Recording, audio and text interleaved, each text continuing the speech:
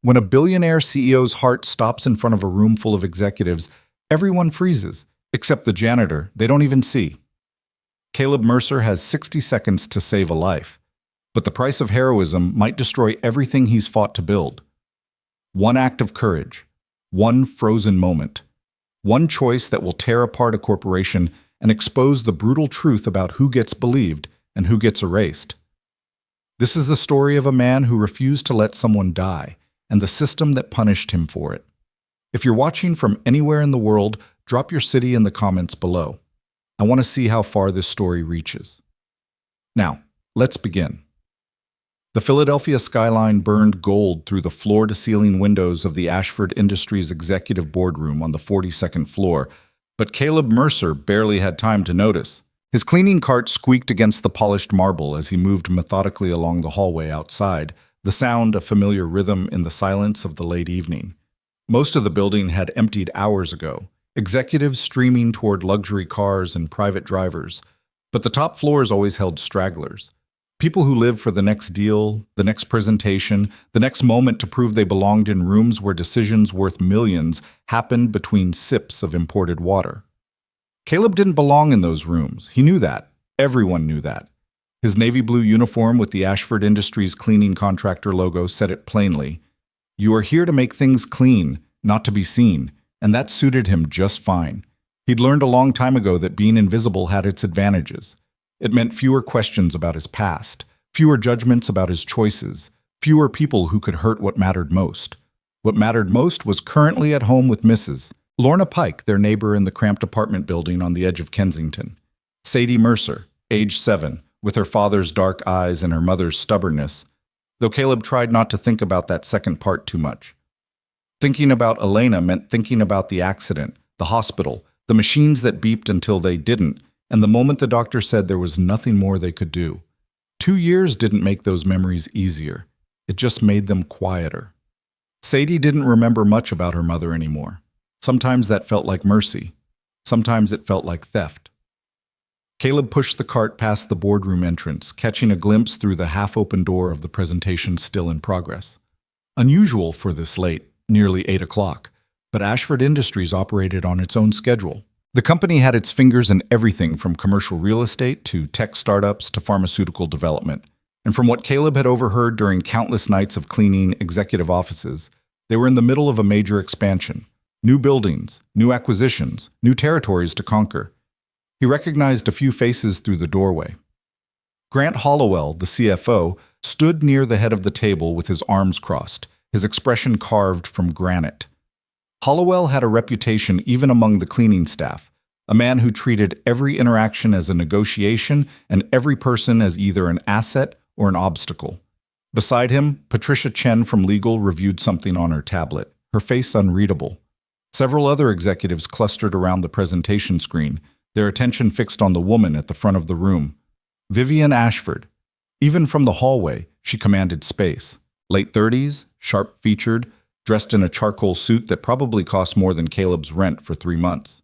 Her dark hair was pulled back severely, and she moved through her slide deck with the precision of someone who'd been speaking to boardrooms since before she could legally drink. Which, given that she'd inherited Ashford Industries at 24 after her father's sudden death, wasn't far from the truth. Caleb had seen her exactly 3 times in his 18 months working for the cleaning contractor. Once stepping out of an elevator, phone pressed to her ear, not even registering his existence as he held the door. Once in the lobby, surrounded by assistants, moving through the space like water around stones. And once late at night, standing alone in her office on the 43rd floor, staring out at the city with an expression Caleb couldn't quite read. He'd backed away quietly that time, not wanting to intrude on whatever private moment she was having. Now she was mid-sentence, gesturing toward a graph that showed projected revenue growth, when something changed. It was subtle at first, a slight hitch in her speech, a hand moving to her chest. Caleb, about to continue down the hallway, paused. Something about the movement caught his attention, the way she touched her sternum, the way her other hand gripped the edge of the podium. As you can see, Vivian continued, her voice slightly strained, the fourth quarter projections indicate a strong... She stopped. Her hand pressed harder against her chest, Her breathing had gone shallow, rapid. Caleb could see it even from the doorway, the way her shoulders rose and fell too quickly. Ms. Ashford. Patricia Chen stood, concern flashing across her professional mask. Are you all right? Vivian swayed. Her face had gone pale, a sheen of sweat visible across her forehead. I'm fine. Just need a moment. But she wasn't fine. Caleb knew that with sudden crystalline certainty. He'd seen this before, not personally, but in the community CPR course he'd taken at the rec center 6 months ago. The instructor, a retired EMT named Rodriguez, had drilled scenarios into them until Caleb could recite the warning signs in his sleep. Chest pain, sudden pallor, difficulty breathing. The body's desperate signals that something vital was failing. Vivian took a step back from the podium, her hand still pressed to her chest. The executives around the table watched with varying expressions: concern, confusion, irritation at the interruption. Grant Hollowell checked his watch. Should we call someone? One of the younger executives asked, his voice uncertain. Give her a moment, Hollowell said tersely. She's probably just... Vivian's legs gave out. She didn't fall dramatically. There was no cry, no theatrical collapse. One moment she was standing, and the next her knees simply buckled, her body crumpling to the floor with a soft thud that somehow sounded louder than any scream could have been. For 3 seconds, nobody moved. Then chaos erupted. Oh my God! Someone call, what's happening? Don't touch her. Should we move her? The executives surged forward and backward simultaneously, some reaching toward Vivian's still form, others backing away as if proximity to the problem might make them responsible for solving it. Patricia Chen had her phone out, fingers hovering over the screen. Grant Hollowell stood frozen, his face cycling through expressions too quickly to read. Caleb dropped the handle of his cleaning cart and moved. He didn't think about whether he should. Didn't consider the unspoken rules about spaces he wasn't supposed to occupy, conversations he wasn't supposed to join, emergencies he wasn't qualified to handle. He thought about Rodriguez demonstrating chest compressions on the plastic dummy.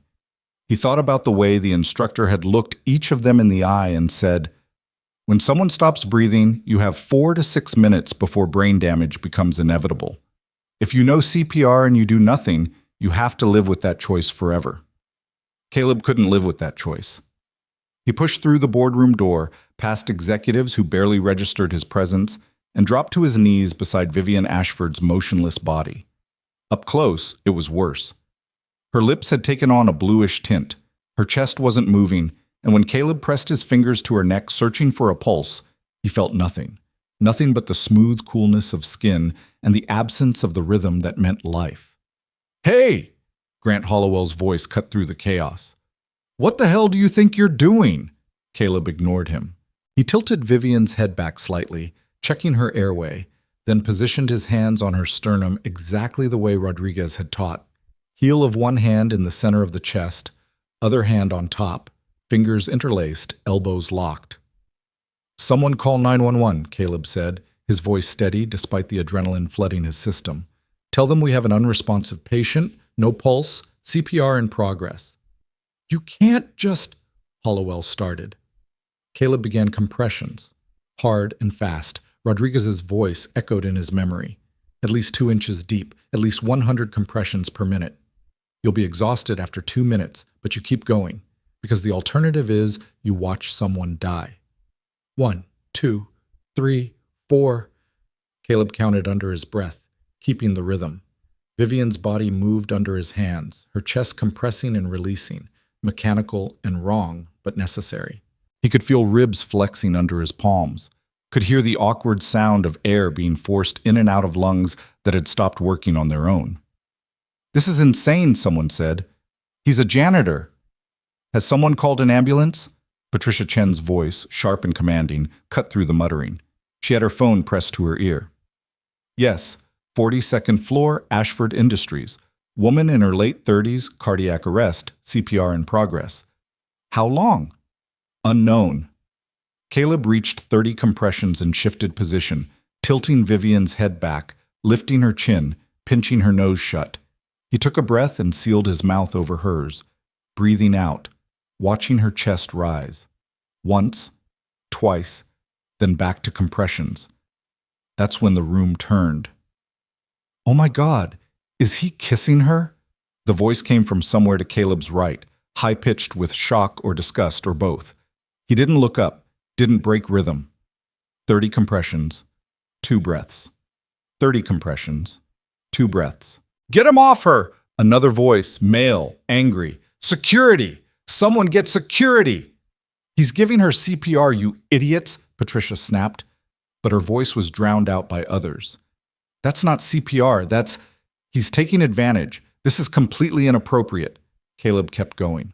The voices didn't matter. The accusations didn't matter. Nothing mattered except the compressions, the breaths, the rhythm that might restart a heart that had stopped beating.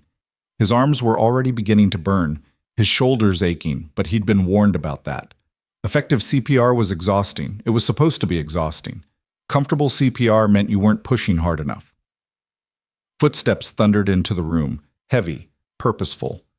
Security. "Sir, you need to step away from Ms. Ashford." A hand clamped on Caleb's shoulder, trying to pull him back. "Not finished," Caleb grunted, shrugging off the grip, continuing compressions. 26, 27, 28. "Sir, I'm ordering you to stop." 2 hands now, both shoulders, pulling harder. "Let him work!" Patricia's voice again, desperate. The 911 operator said to continue CPR until, "Ma'am, this man is unauthorized personnel and he is physically assaulting Ms. Ashford." Caleb lost count. Started over. 1, 2, 3. The hands on his shoulders tightened, beginning to drag him backward. He leaned forward, putting his full weight into the compressions, fighting to maintain position. "If you pull him away, she dies." Patricia Chen stepped between Caleb and the security guard, her small frame rigid with fury. "Is that what you want? Is that what anyone in this room wants?" The guard hesitated. In that moment of hesitation, Caleb completed another cycle. 30 compressions, moved to give breaths. And Vivian coughed. It was a wet, rattling sound followed by a gasp. Her chest expanded on its own, drawing air, and her eyes fluttered open, unfocused and confused. Another cough, harder this time, and she rolled slightly onto her side, drawing in ragged breaths. "She's breathing," Patricia said, her voice breaking on the words. "Oh, thank God, she's breathing." Caleb sat back on his heels, his hands shaking, his uniform soaked with sweat. Relief flooded through him so intensely it felt like its own kind of shock. Vivian's eyes moved, trying to focus, her hand coming up to her chest. She was breathing, conscious, alive. The security guard's hands were still on Caleb's shoulders, but the pressure had changed, no longer pulling, just holding. Everyone in the room seemed frozen, watching Vivian gasp and cough and slowly return to consciousness. Then Grant Hollowell spoke. "Get him out of here." Caleb's head snapped up. Hollowell stood over them, his face twisted with something that looked less like relief and more like disgust. "Sir?" The security guard sounded confused. "I said get him out of here." Hollowell gestured sharply toward Caleb. "Remove him from this floor immediately, and someone get a blanket or something to cover Ms. Ashford. She's been exposed." "Exposed?" Patricia stared at him. "He saved her life." "He put his mouth on her without consent," Hollowell said coldly.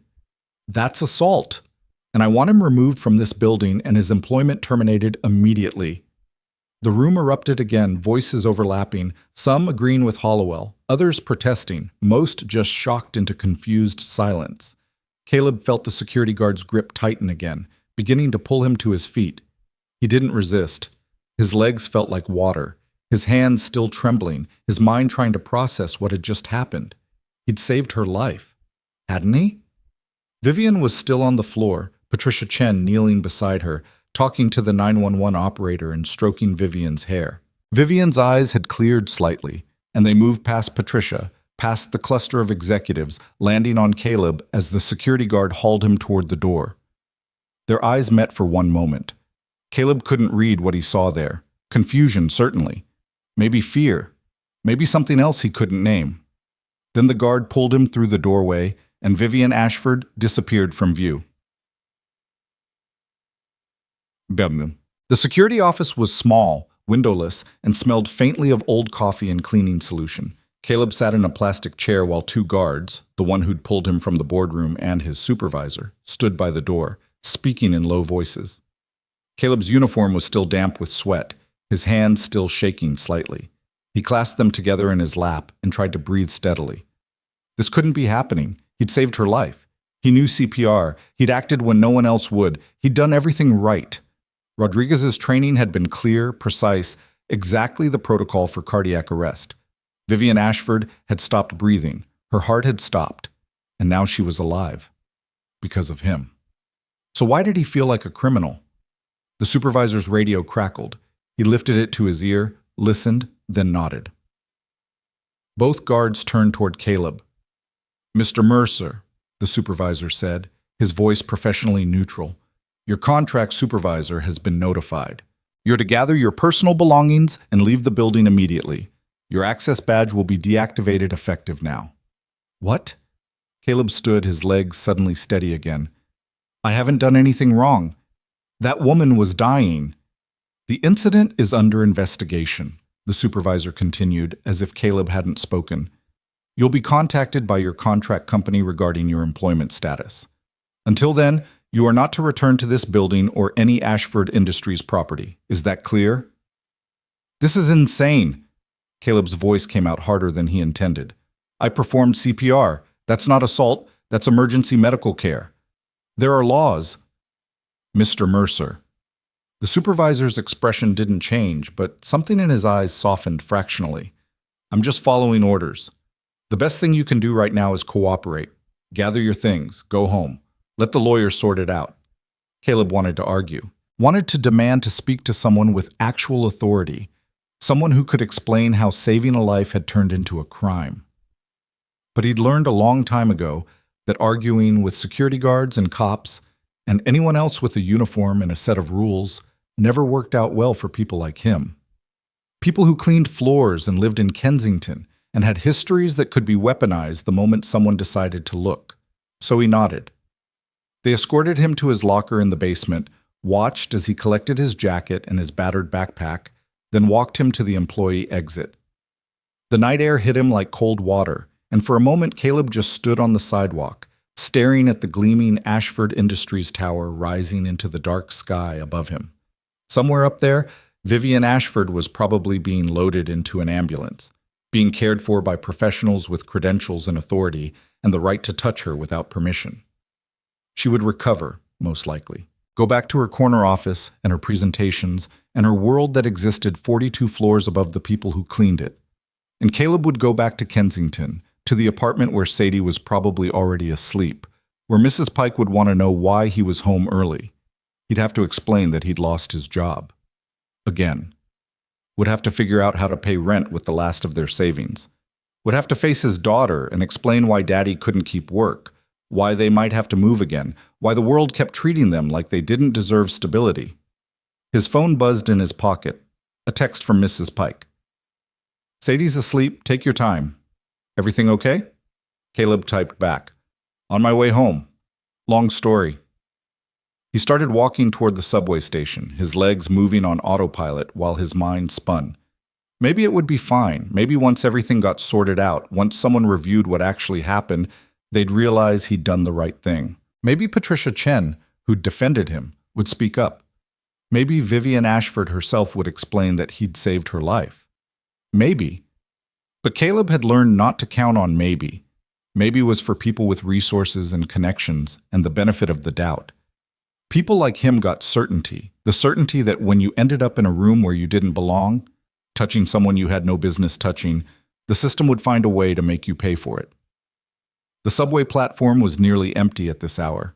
Caleb leaned against a pillar and closed his eyes, trying to will away the image of Vivian Ashford's blue lips, her chest not moving, the terrible stillness of death arriving in a room full of people who were too shocked or too scared to do anything about it. He'd done the right thing. He knew he'd done the right thing. He just hoped that would be enough. Caleb's apartment in Kensington occupied the second floor of a narrow brick building that had seen better decades. The stairs creaked under his weight, and the hallway always smelled faintly of Mrs. Pike's cooking from next door. Tonight it was something with onions and garlic that made Caleb's stomach remind him he'd skipped dinner. The night shift paid a differential, but it also meant eating at weird hours and missing meals when things got busy. He let himself in quietly, careful not to wake Sadie. The apartment was small, one bedroom that Sadie claimed, a living room where Caleb slept on a pull-out couch, a kitchen barely big enough to turn around in, and a bathroom with perpetually dripping pipes the landlord kept promising to fix. But it was clean, and it was theirs. And most importantly, it was in the school district where Sadie had finally, after 3 moves in 2 years, made actual friends. Mrs. Pike had left a plate covered in foil on the counter with a note, for later. "Don't skip meals, Caleb. You're too thin." He smiled despite everything and peeked under the foil, chicken and rice and green beans still warm. Mrs. Pike, 73 and widowed for a decade, had appointed herself Sadie's surrogate grandmother and Caleb's surrogate mother within a week of them moving in. She watched Sadie during Caleb's night shifts, refused to take payment beyond occasional help with her groceries, and had opinions about everything from Caleb's eating habits to Sadie's bedtime. She was, in short, a lifeline. Caleb ate standing at the counter, too wound up to sit, replaying the evening over and over. Had he done something wrong? He ran through the CPR steps again in his mind. Check for responsiveness. Call 911. Check for pulse and breathing. If no pulse and no breathing, begin compressions. 30 compressions, 2 breaths. Continue until the person responds or professional help arrives. He'd followed every step. So why did he feel like he'd committed a crime? His phone buzzed. A text from an unknown number. "This is David Zhang, contract supervisor. Need to speak ASAP. Call me." Caleb's stomach dropped. He glanced towards Sadie's bedroom, door still closed, no sound, then stepped into the bathroom and closed the door before dialing. Zhang picked up on the first ring. "Caleb? Thanks for calling back." Zhang's voice was carefully neutral, the tone of someone delivering bad news professionally. "I'm sure you can guess why I'm calling." "The Ashford thing," Caleb said. "Yeah, the Ashford thing." A long exhale. "Look, I'm going to be straight with you. They want you gone. Not just from that building, from the entire contract. And they're putting pressure on us to terminate your employment completely. For saving someone's life." Zhang paused. "That's not how they're framing it, Caleb. They're saying you assaulted a senior executive. That you took advantage of a medical emergency to make inappropriate physical contact." Caleb's grip on the phone tightened. "That's not what happened. I believe you, but it doesn't matter what I believe. Ashford Industries is our largest client. If they want you gone, you're gone. I'm sorry. So I'm fired." Another pause. "I'm suspending you pending investigation, which means you're not fired yet, but..."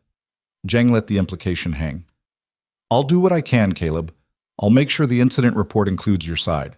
But I'm not going to lie to you. This doesn't look good." "When will I know?" "Few days, probably. I'll call as soon as I hear anything." After Zhang hung up, Caleb sat on the edge of the bathtub and let his head drop into his hands. Suspended. Which was corporate speak for fired, but with extra steps. And even if by some miracle they decided to keep him on, he'd just be reassigned to a different location, probably farther away. Definitely with worse hours, certainly under a cloud of suspicion. He was 34 years old. He had a high school diploma, a GED from prison education classes, a record of assault and battery from when he was 19 and stupid, and a 2-year gap in his employment history while Elena was sick and then gone. He'd fought for every legitimate job he'd had since getting out, had done everything right, had kept his head down and his mouth shut and his hands clean. And it still wasn't enough. A soft knock on the bathroom door. "Daddy?" Caleb's head snapped up. He wiped his face quickly. When had he started crying? And opened the door. Sadie stood in the hallway, in her unicorn pajamas, her dark hair tangled from sleep, her eyes worried. "Hey, baby girl, what are you doing up?" "I heard you come home. You're home early." She stepped forward and wrapped her arms around his waist, pressing her face against his stomach. "Are you okay? You sound sad." Caleb pulled her close, one hand stroking her hair. How did kids always know? How did they sense things adults worked so hard to hide? "I'm okay," he lied. "Just a long night at work." "Did something bad happen?" Caleb hesitated. Sadie was 7. She didn't need to know about corporate politics and false accusations, and the way the world could punish you for doing the right thing. But she was also smart, perceptive, and she'd been through enough loss already. She deserved truth, even if it was a simplified version. "Something happened at work," he said carefully. "Someone got hurt, and I helped them. But some people think I shouldn't have helped, so I might not be working at that building anymore." Sadie pulled back to look up at him. "You helped someone who was hurt? Like a superhero?" Despite everything, Caleb smiled. "Not like a superhero. Just like someone who knew CPR." "What's CPR?" "It's a way to help someone whose heart stops. You push on their chest and breathe for them until their heart starts again." "And you saved them?" "Yeah, baby, I saved them." "Then those people are dumb." Sadie's expression turned fierce, protective in a way that made Caleb's chest ache. "You did the right thing. You always do the right thing. They should give you a medal, not be mean to you." "That's not how the world works, sweet girl."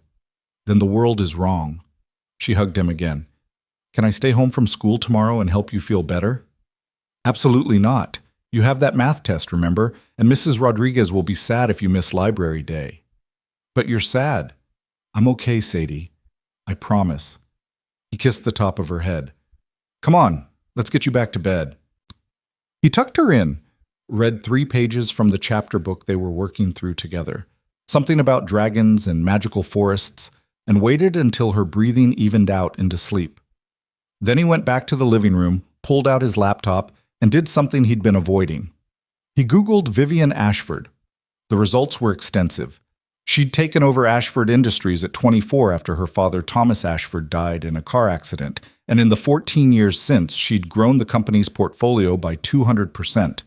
She was known for being ruthless in business, charitable in public, and intensely private in personal matters. There were photos of her at various charity galas and industry events, always perfectly composed, always surrounded by the right people. There were puff pieces about her success, think pieces about women in leadership, critical articles about her aggressive acquisition strategies. There was nothing that suggested she was a bad person. Nothing that suggested she was a good one either. Just a woman who existed in a different universe than Caleb, one where power and money and connections created a buffer between her and the kind of consequences ordinary people faced every day. She'd probably never even remember his face. He was just the janitor who happened to know CPR, a momentary inconvenience in her story, a problem her people would handle so she didn't have to think about it. Caleb closed the laptop. Tomorrow he'd need to start looking for new work. He'd hit up the temp agencies, check the listings for overnight warehouse positions, maybe see if any of the restaurants near Sadie's school were hiring dishwashers. Something, anything, that would keep the lights on and food in the fridge and Sadie in the apartment where she'd finally made friends. But tonight, he let himself sit in the dark and feel the unfairness of it all. He'd saved a life. He'd done exactly what he'd been trained to do, what every CPR instructor said you should do, what any decent human being would do when confronted with another human being dying right in front of them. And the reward was losing everything. Again. 3 days after the incident, Caleb's phone was silent. No call from David Zhang. No update on the investigation. No word on when or if he'd be cleared to return to work. The money in his checking account continued its steady decline toward zero, and the rent, due in 9 days, loomed larger every time he looked at his bank balance. He'd applied to 17 jobs. 3 had rejected him outright. 14 hadn't responded. Sadie asked him twice more about what happened, and each time he gave her the same simplified version. He'd helped someone. Some people didn't understand. It would work out. She seemed to accept this, or at least she stopped asking, which wasn't quite the same thing. Mrs. Pike asked once, her eyes sharp with concern. And when Caleb gave her the abbreviated story, she'd pursed her lips and muttered something in Korean that he suspected was very unflattering toward his former employers. On the 3rd day, Mrs. Pike knocked on his door at 10 in the morning with her phone in hand and an expression that made Caleb's stomach drop before she even spoke. "Caleb," she said, "you need to see this." She turned the phone toward him. A video was playing, shaky phone camera footage of the Ashford Industries boardroom, clearly taken by someone who'd been in the room that night. The angle was weird, shot from near the conference table, but it showed enough. It showed Caleb on his knees beside Vivian Ashford's still form. It showed him performing chest compressions. It showed him tilting her head back, pinching her nose, and placing his mouth over hers to give rescue breaths. But the caption made everything worse. Janitor caught kissing unconscious CEO Ashford Industries Security. Investigating disturbing incident. The video had been posted to a local news blog. It had already been shared 400 times. Caleb took misses. Pike's phone with numb fingers and scrolled through the comments. This is assault. Fire him immediately. Taking advantage of someone helpless is disgusting. This is why we need better background checks. Typical. Give these people an inch and they take a mile. What was he even doing in an executive boardroom? There were a few defenders, people pointing out that it was clearly CPR, that the man had saved her life, but they were drowned out by the torrent of judgment and disgust. Someone had identified the cleaning company. Someone else had posted a screenshot of Caleb's LinkedIn profile. Sparse, outdated, but with his full name and photo. His phone started ringing. Unknown number. He declined the call. It immediately rang again. Different number. He declined that too. Caleb, Mrs. Pike said gently, what's happening? I don't know. His voice sounded distant, strange. I did CPR, that's all. I just did CPR. The phone rang again. This time he answered. Is this Caleb Mercer? A woman's voice, bright and eager. Who is this? Rachel Kim from Channel 6 News. I'm doing a story on the incident at Ashford Industries, and I'd love to get your perspective. Can you comment on the video that's circulating? No comment. Caleb hung up. Immediately, another call. Another reporter. He declined it. Then another and another. He turned his phone off. You need a lawyer, Mrs. Pike said. I can't afford a lawyer. Then you need to talk to someone. The police? A union. I'm not in a union, and the police... Caleb laughed, sharp and bitter. The police aren't going to help someone like me, Mrs. Pike. I have a record. The second anyone digs into my history, this stops being about CPR and starts being about what I did when I was 19 and stupid. She didn't argue, probably because she knew he was right. Instead, she squeezed his arm and said, Sadie can stay with me as long as you need. Don't worry about her. Thank you. After Mrs. Pike left, Caleb sat on the couch and forced himself to turn his phone back on. The voicemails were piling up, reporters, all of them, asking for interviews or statements or his side of the story, as if there were multiple sides to saving someone's life. There was one text message, though, that wasn't from a reporter. David Zhang, I'm sorry.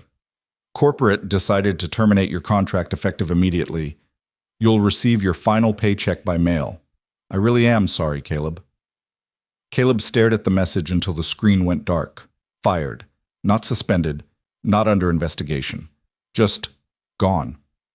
He'd saved a woman's life and lost his job.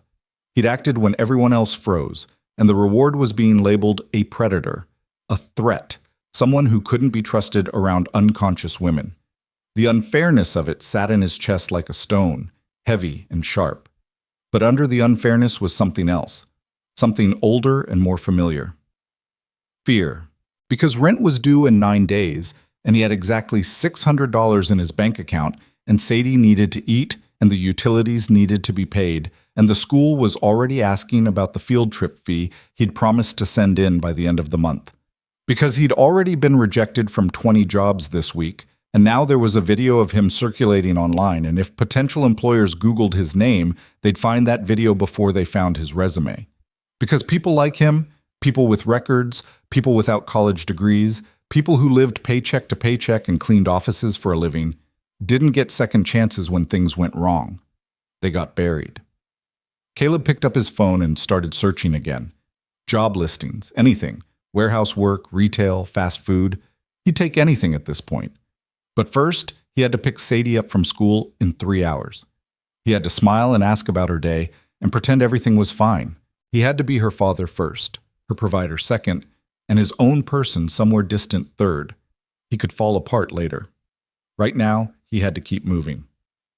By day 5, the story had metastasized. What started as a local news blog post had been picked up by larger outlets. Philadelphia Inquirer ran a story. Questions raised over incident at Ashford Industries. Philadelphia Magazine published an opinion piece, When Help Crosses the Line, the Complicated Ethics of Workplace Emergency Response. A local TV station did a 3-minute segment featuring Grant Hollowell, professional, grave, speaking in careful corporate-approved language about ongoing internal review and commitment to employee safety. Vivian Ashford wasn't mentioned by name in most stories, protected by HIPAA and corporate lawyers. But everyone knew who the CEO was, and everyone had an opinion about what Caleb should or shouldn't have done. The worst part was the job applications. Caleb had expanded his search radius, was applying to places as far as an hour away by public transit. But now when potential employers Googled his name, and they all Googled names, they found the video, the articles, the speculation. 3 places that had initially contacted him for interviews suddenly stopped responding. One sent a terse email. "We've decided to move forward with other candidates." Caleb kept applying anyway. What else could he do? Sadie's school had started sending reminder emails about unpaid lunch fees. The electricity bill sat on the counter, bright red final notice stamped across the top. Mrs. Pike had quietly left groceries by his door twice, things she claimed she'd overpurchased and couldn't use before they went bad. He knew she was lying. He accepted them anyway because Sadie needed to eat. The shame of it was almost worse than the fear. On day 6, Caleb woke up feeling wrong. His head ached, his body felt too hot and too cold simultaneously, and when he tried to get up to check on Sadie, the room tilted sideways. He made it to her bedroom door and found her already dressed, reading on her bed. "Morning, baby girl," he managed. She looked up, and her face immediately creased with worry. "Daddy, you look sick." "I'm fine, just tired. Let's get you breakfast." But in the kitchen, making toast felt like an impossible task. His hands shook. The light from the window stabbed into his eyes. He managed to get food in front of Sadie and sat across from her, trying to look normal, trying to be present. "Are you sure you're okay?" Sadie asked. "Yeah, just need coffee." After he walked Sadie to school, moving slowly, breathing carefully, he came back to the apartment and collapsed on the couch, just for a minute, just to rest his eyes. He woke up 5 hours later, disoriented and feverish. The clock said it was past 1 in the afternoon. He'd missed. What had he missed? He checked his phone. 2 missed calls from numbers he didn't recognize, more voicemails from reporters, and 1 text from Sadie's school. Reminder: early dismissal today at 2:15 p.m. Early dismissal. He'd forgotten. He had 45 minutes to get there. Caleb pulled himself upright, and the room spun. Fever. Definitely fever. When had he last eaten? Yesterday? The day before? Time had started blurring, hours and days smearing together. He made it to the bathroom, splashed cold water on his face, and studied his reflection. He looked awful, eyes sunken, skin pale, dark circles that could have been bruises. When had he started looking like this? The walk to Sadie's school took twice as long as usual. His legs felt like they belonged to someone else, and he had to stop twice to lean against buildings until the dizziness passed. But he made it. He stood with the other parents in the pickup area and waited for Sadie to emerge. When she did, her face brightened momentarily before concern took over. She ran to him and grabbed his hand. "Daddy, you're really hot." "I'm okay." "You're not okay. You have a fever. We learned about fevers in health class. You need to go to the doctor."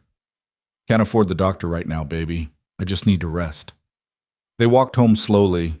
Sadie chattered about her day, something about a science project, something about her friend Emma getting in trouble for talking during quiet reading, but Caleb could barely track the words. Everything sounded distant, like he was underwater. At the apartment, he collapsed on the couch again. Sadie brought him water and made herself a snack, crackers with peanut butter, which she was allowed to make on her own. She curled up next to him with a book. "I'm taking care of you now," she announced. Caleb wanted to protest, wanted to say that it wasn't her job to take care of him, that he was the parent and she was the child. But he couldn't find the energy, so he just pulled her close and closed his eyes. He woke up in darkness. His phone said it was 3 in the morning. Sadie was asleep beside him, her small body warm against his side. Someone had covered them both with a blanket, Mrs. Pike probably, letting herself in with the spare key they'd given her. Caleb tried to get up and immediately regretted it. The fever had gotten worse. Or maybe it had always been this bad, and he'd just been ignoring it. His whole body ached, his throat felt like sandpaper, and when he tried to remember the last time he'd eaten a full meal, he couldn't. He made it to the kitchen, drank water directly from the tap, and checked the fridge. Nearly empty. Milk that was a day past its expiration. Some of Mrs. Pike's leftovers. A few slices of cheese. Half a loaf of bread. Not enough. Never enough. Caleb's phone buzzed. A text from David Jang. Saw the news stories. "I'm really sorry, man. If there's anything I can do to help." There wasn't. Unless Zhang had a time machine or a spare $10,000 or a way to make the entire internet forget the last week had happened, there was nothing anyone could do to help. Caleb went back to the couch and lay down. Sadie stirred, mumbled something incoherent, then settled back into sleep. He watched her breathe, even, peaceful, trusting that when she woke up, her father would still be there, still taking care of things, still keeping their small world from falling apart. He couldn't let her down. Whatever happened, he couldn't let her down. But as the fever burned through him and the darkness pressed in from all sides, Caleb felt the edges of that promise starting to fray. He was one person, one broke, sick, desperate person trying to hold together a life that had been fragile to begin with. How much more could he take before everything finally, completely broke? He closed his eyes and tried not to think about the answer. Because the answer, he suspected, was not much more. The fever didn't break. If anything, it dug deeper, settling into Caleb's bones like winter cold that no amount of blankets could chase away. By day 7, he'd stopped trying to pretend he was functional. He'd wake up disoriented, his sheets soaked with sweat, and have to remind himself where he was and why everything hurt. Sadie had become disturbingly competent at taking care of herself. She made her own breakfast, cereal and milk, carefully measured. She got herself dressed for school, checked her homework, packed her backpack. She'd stand by the couch where Caleb had more or less taken up permanent residence and touch his forehead with her small hand, her face grave.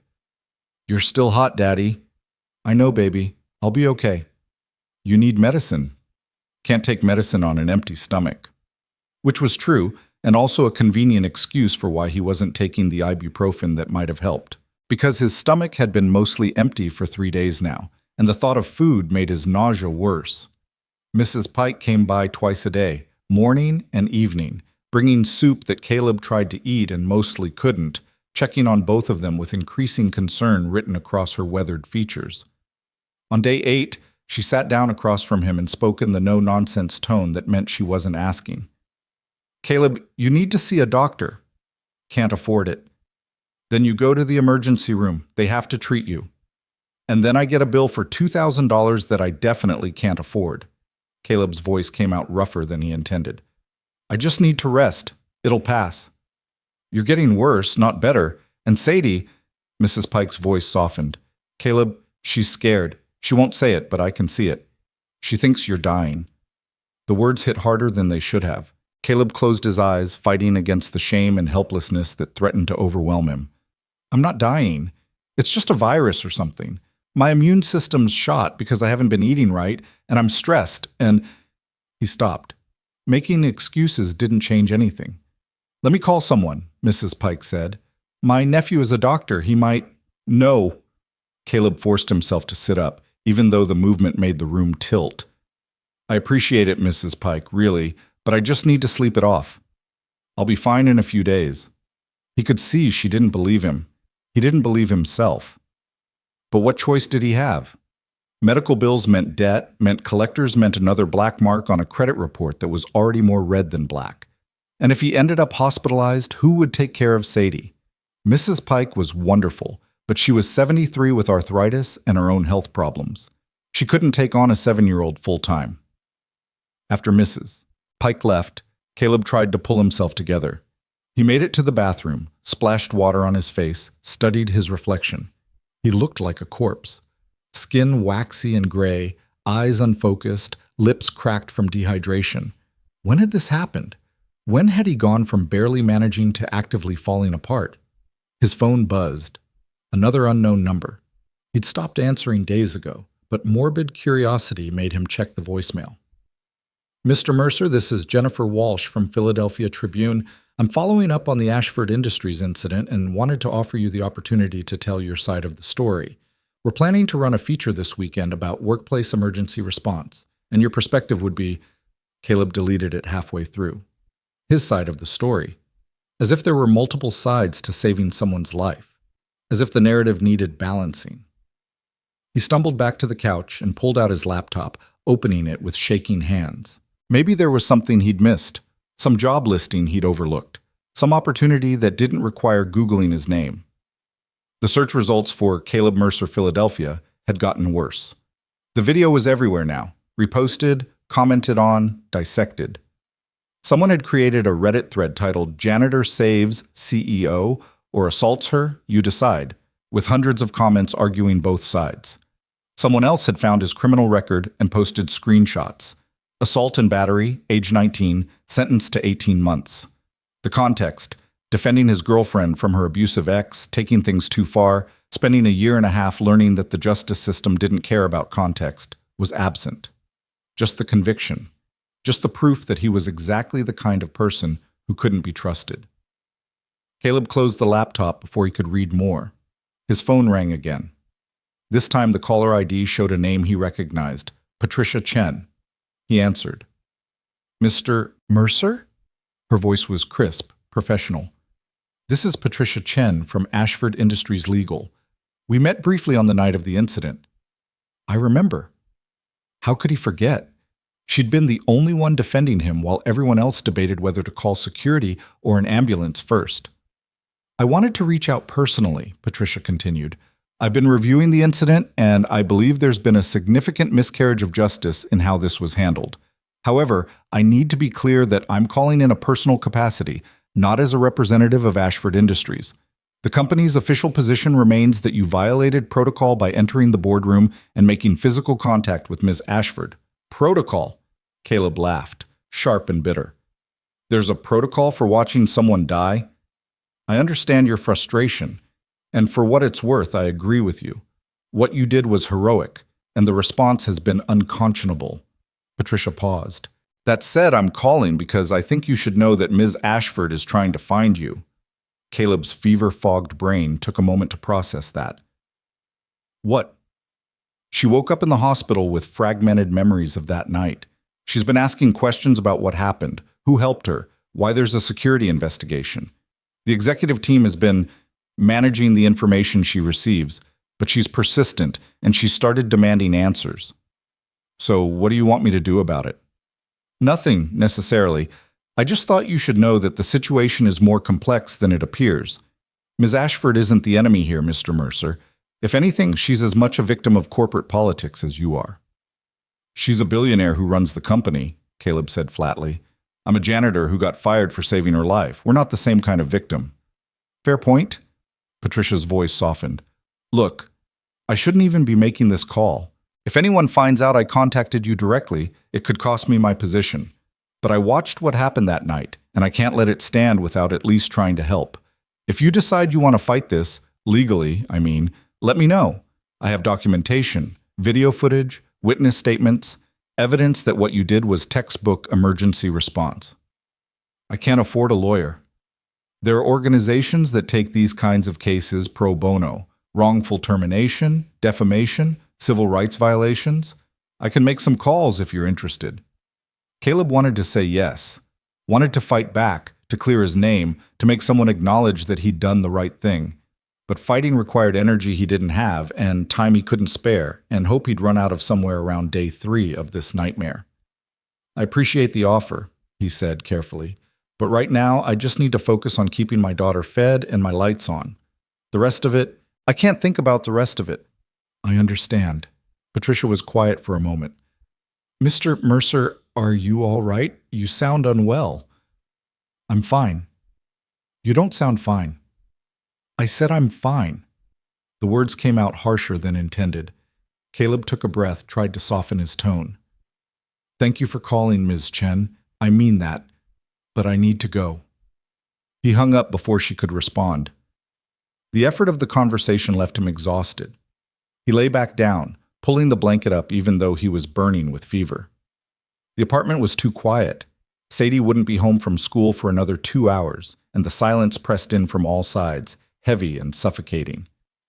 Caleb closed his eyes and let himself drift. Somewhere in the haze of fever and exhaustion, he dreamed about the boardroom, about Vivian Ashford's blue lips and still chest. But in the dream, when he started CPR, his hands went right through her body like she was made of smoke. He kept trying, kept pushing down on emptiness, while voices around him shouted that he was doing it wrong, that he was making it worse, that he should stop before he hurt someone. He woke up gasping, disoriented, his heart racing. The light coming through the window had changed, late afternoon, probably close to when Sadie would get home. He needed to pull himself together, needed to at least look functional when she walked through the door. But when he tried to stand, his legs buckled. He caught himself on the arm of the couch, breathing hard, waiting for the dizziness to pass. It didn't pass. It just settled into a constant, low-level vertigo that made the whole room feel tilted. The door opened. Sadie. She took one look at him, and her backpack hit the floor. "Daddy!" "I'm okay, baby." Just stood up too fast. But he wasn't okay, and they both knew it. Sadie ran to him, her small hands gripping his arms, trying to steady him. She was 7 years old and trying to keep her father from collapsing, and the wrongness of it made Caleb want to scream. "Sit down," Sadie ordered, her voice shaking. "Sit down right now." He sat. Sadie disappeared into the kitchen and came back with water, which she pressed into his hands and watched until he drank. Then she stood in front of him, her arms crossed, looking so much like Elena in that moment that Caleb's chest ached. "You need a doctor," she said. "You need a doctor right now." "Sadie, no." Her voice was fierce, tears starting to well in her eyes. "No more saying you're fine. You're not fine. You're really sick and you're scaring me, and I don't know what to do." The tears started falling then, and Caleb pulled her close, holding her while she cried against his shoulder. He wanted to promise her it would be okay, wanted to say all the things parents are supposed to say to make their children feel safe. But the words stuck in his throat because he didn't know if it would be okay. He didn't know if he could keep protecting her from a world that seemed determined to grind them both into dust. "I'm sorry," he whispered into her hair. "I'm so sorry, baby." A knock on the door. Mrs. Pike's voice. "Caleb? Sadie? Can I come in?" Sadie pulled away and ran to open the door. Mrs. Pike took one look at the scene. Caleb slumped on the couch, Sadie's tear-streaked face, and her expression hardened with determination. "That's it," she said. "I'm calling an ambulance." "Mrs. Pike, please. No arguments." She already had her phone out. "You can barely stand, Caleb. You're severely dehydrated at minimum, probably have an infection, and you need medical attention whether you can afford it or not. Sadie shouldn't have to watch her father deteriorate because he's too stubborn to get help." The words stung because they were true. Caleb opened his mouth to protest again, but before he could, his phone rang. Unknown number. He almost didn't answer, but something made him look at the screen, and the caller ID showed Ashford Industries, Executive Office. His thumb moved before his brain caught up, accepting the call. "Hello? Is this Caleb Mercer?" A woman's voice, unfamiliar, cool, and professional. "Yes." "Please hold for Ms. Ashford." The line went silent. Caleb stared at his phone, confused.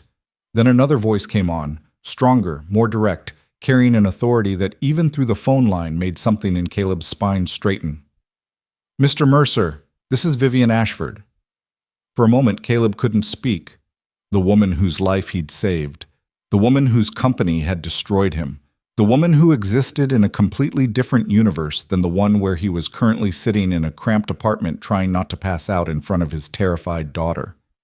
"I'm here," he managed. "I've been trying to reach you for 3 days, Vivian said. Her voice was clipped, precise. But underneath, Caleb heard something else. Urgency, maybe, or anger. "I only just obtained your contact information this afternoon after considerable effort. The people around me have been remarkably resistant to connecting us. Ms. Ashford, I don't think we should be talking. Your lawyers can go to hell."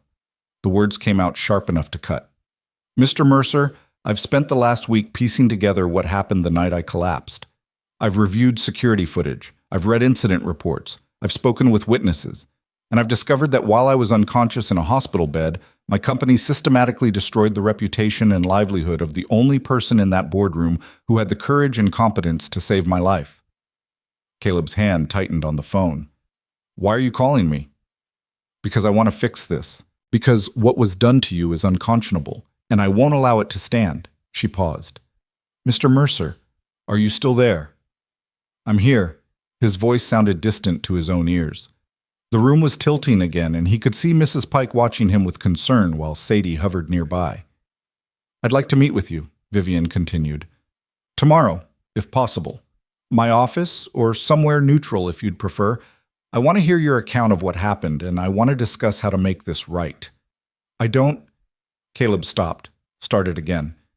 Ms. Ashford, I appreciate the call, but I can't meet tomorrow. I'm not well. Not well how? It doesn't matter. Mr. Mercer. Her tone shifted, becoming somehow both softer and more commanding. I've been where you are. Not financially, I'll grant you that. But I know what it's like to have your world collapse while everyone around you moves on like nothing happened. I know what it's like to feel like you're drowning and no one's throwing you a line. So please, tell me what's wrong. Maybe it was the fever, maybe it was the exhaustion.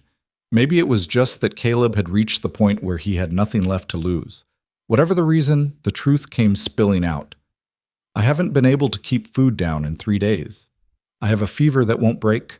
I'm too dizzy to stand for more than a few minutes at a time. I have $600 to my name, rent due in 2 days, and I can't get a job because when people Google my name, they find a video of me supposedly assaulting you. So no, Ms. Ashford, I can't meet tomorrow. I can barely make it to the bathroom.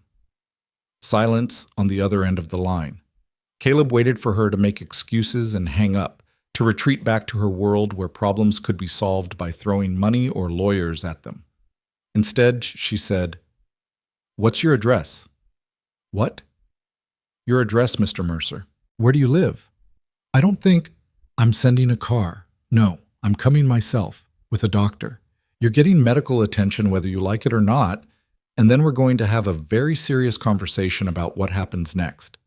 Her voice softened fractionally. "You saved my life. The least I can do is make sure you're still alive to regret it." Despite everything, the fever, the fear, the crushing weight of the last week, Caleb felt something crack open in his chest. It might have been hope, or it might have been the last of his resistance finally breaking.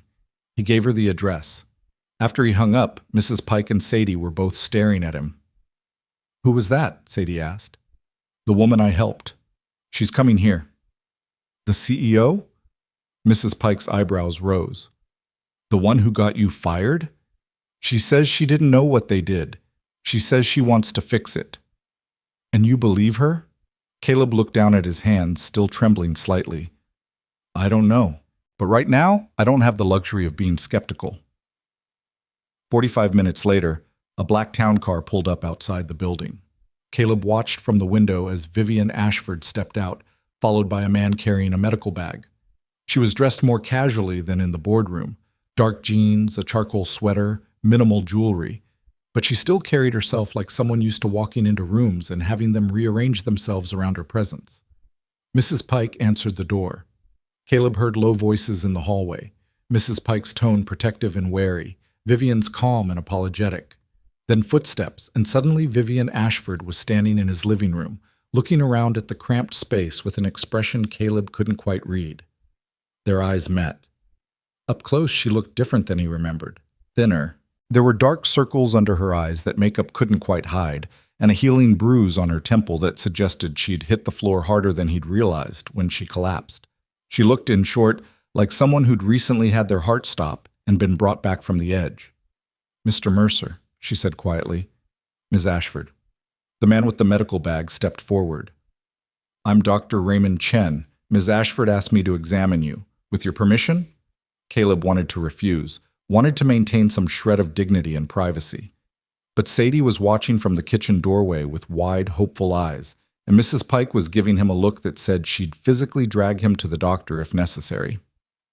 "Fine," he said. What followed was 15 minutes of quiet humiliation as Dr. Chen checked his temperature, blood pressure, and oxygen levels, listened to his heart and lungs, examined his throat and eyes, and asked pointed questions about his symptoms.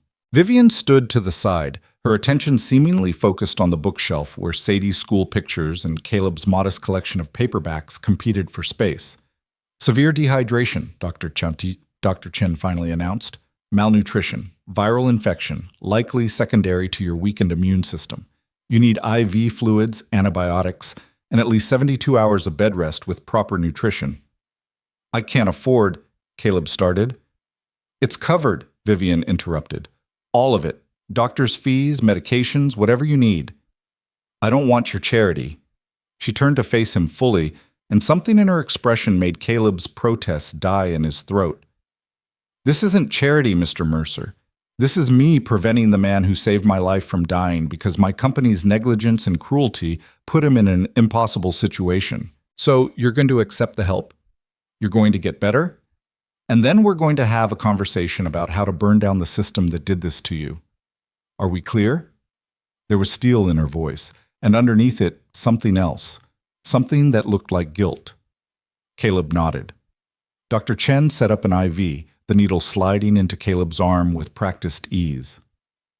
Cool saline began flowing into his veins, and within minutes he could feel the difference, the fog in his head clearing slightly, his heart rate steadying. It was remarkable how quickly the body responded to getting what it actually needed. Sadie crept closer, watching the IV bag with fascination. Is my daddy going to be okay? Dr. Chen smiled at her. He's going to be fine. He just needs rest and fluids. Can you make sure he drinks lots of water over the next few days? I can do that. Sadie's voice was fierce with determination. I'm good at taking care of him. I can see that, Vivian said softly. She'd moved closer, and now she crouched down to Sadie's eye level. You must be very brave. Sadie studied her with the frank assessment only children can manage. You're the lady my daddy saved. I am. He got in trouble for saving you. That wasn't fair. No, Vivian agreed. It wasn't fair at all. And I'm going to fix it. How? I'm still working that out. But I promise you, your father is never going to be in trouble for doing the right thing again. Not if I have anything to say about it. Sadie seemed to consider this, then nodded. Okay. But he still needs to rest. He's been really sick. I understand, and we won't stay long, I promise. Vivian stood and looked at Caleb. Mr. Mercer, I know this isn't the time for a lengthy conversation, but I need you to know that I've spent the last 3 days unraveling what my executive team did in my name, and I'm appalled.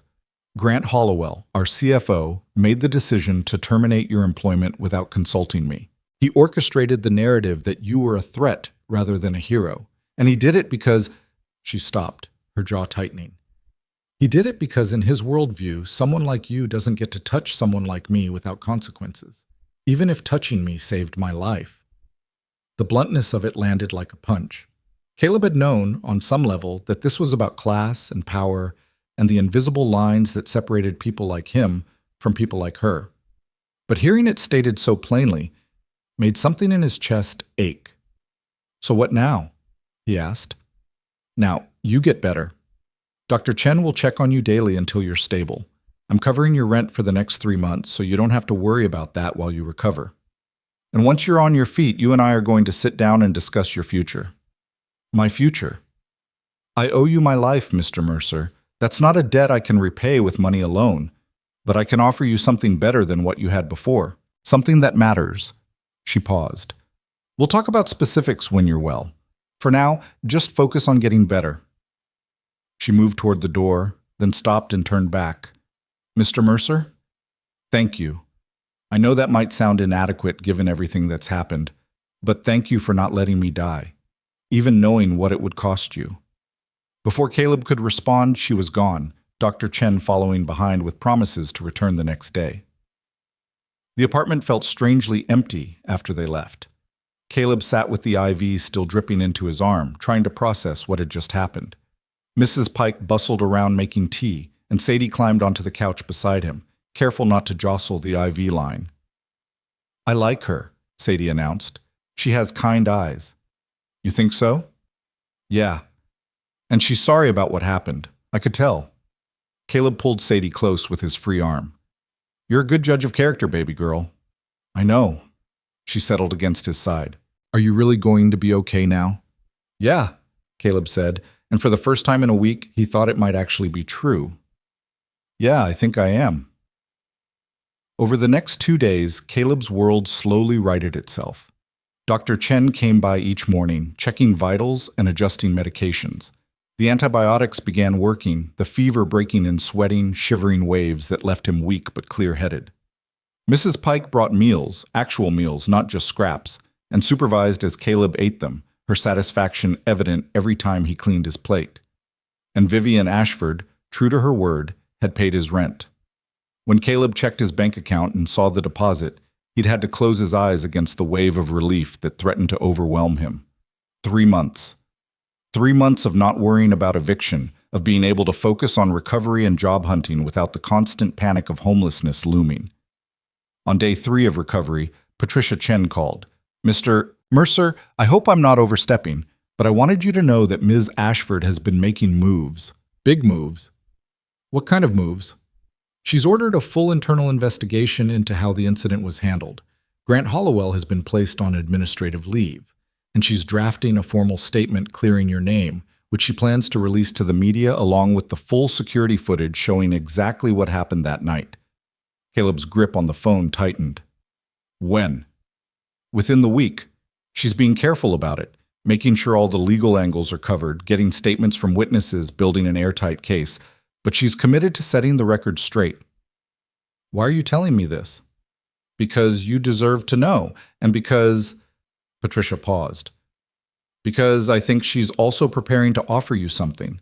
I don't know what exactly, but she's been asking about your background, your skills, your interests. She's planning something.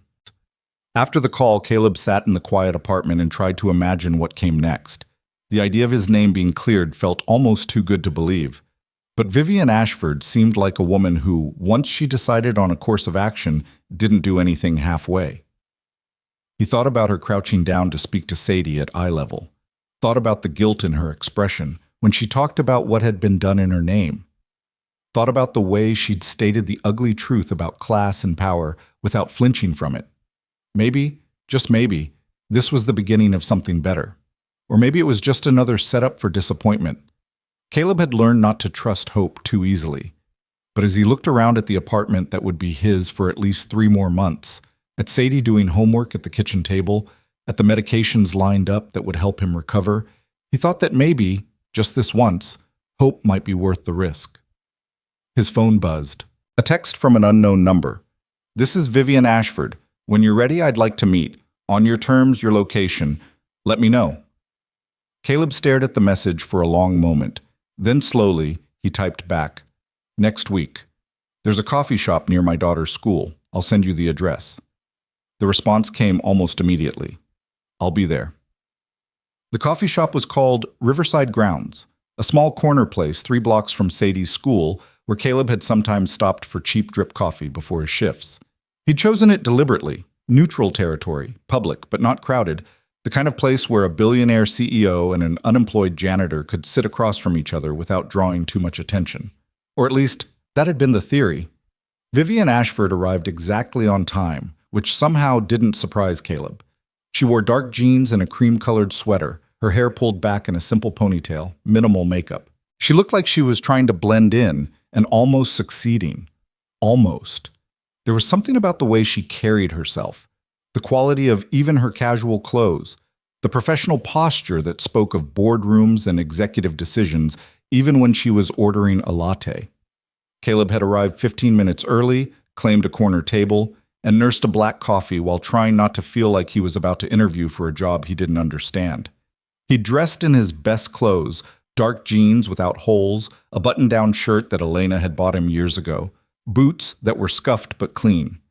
Sadie had inspected him that morning and declared him very handsome, which had made Mrs. Pike laugh, and Caleb's chest ache with the strange mixture of love and fear that defined single parenthood. Vivian spotted him immediately, raised a hand in acknowledgement, and made her way over after collecting her drink. Up close, she looked better than she had during her visit to his apartment. The dark circles were fading, the bruise on her temple had yellowed into the final stages of healing, and there was color in her face again.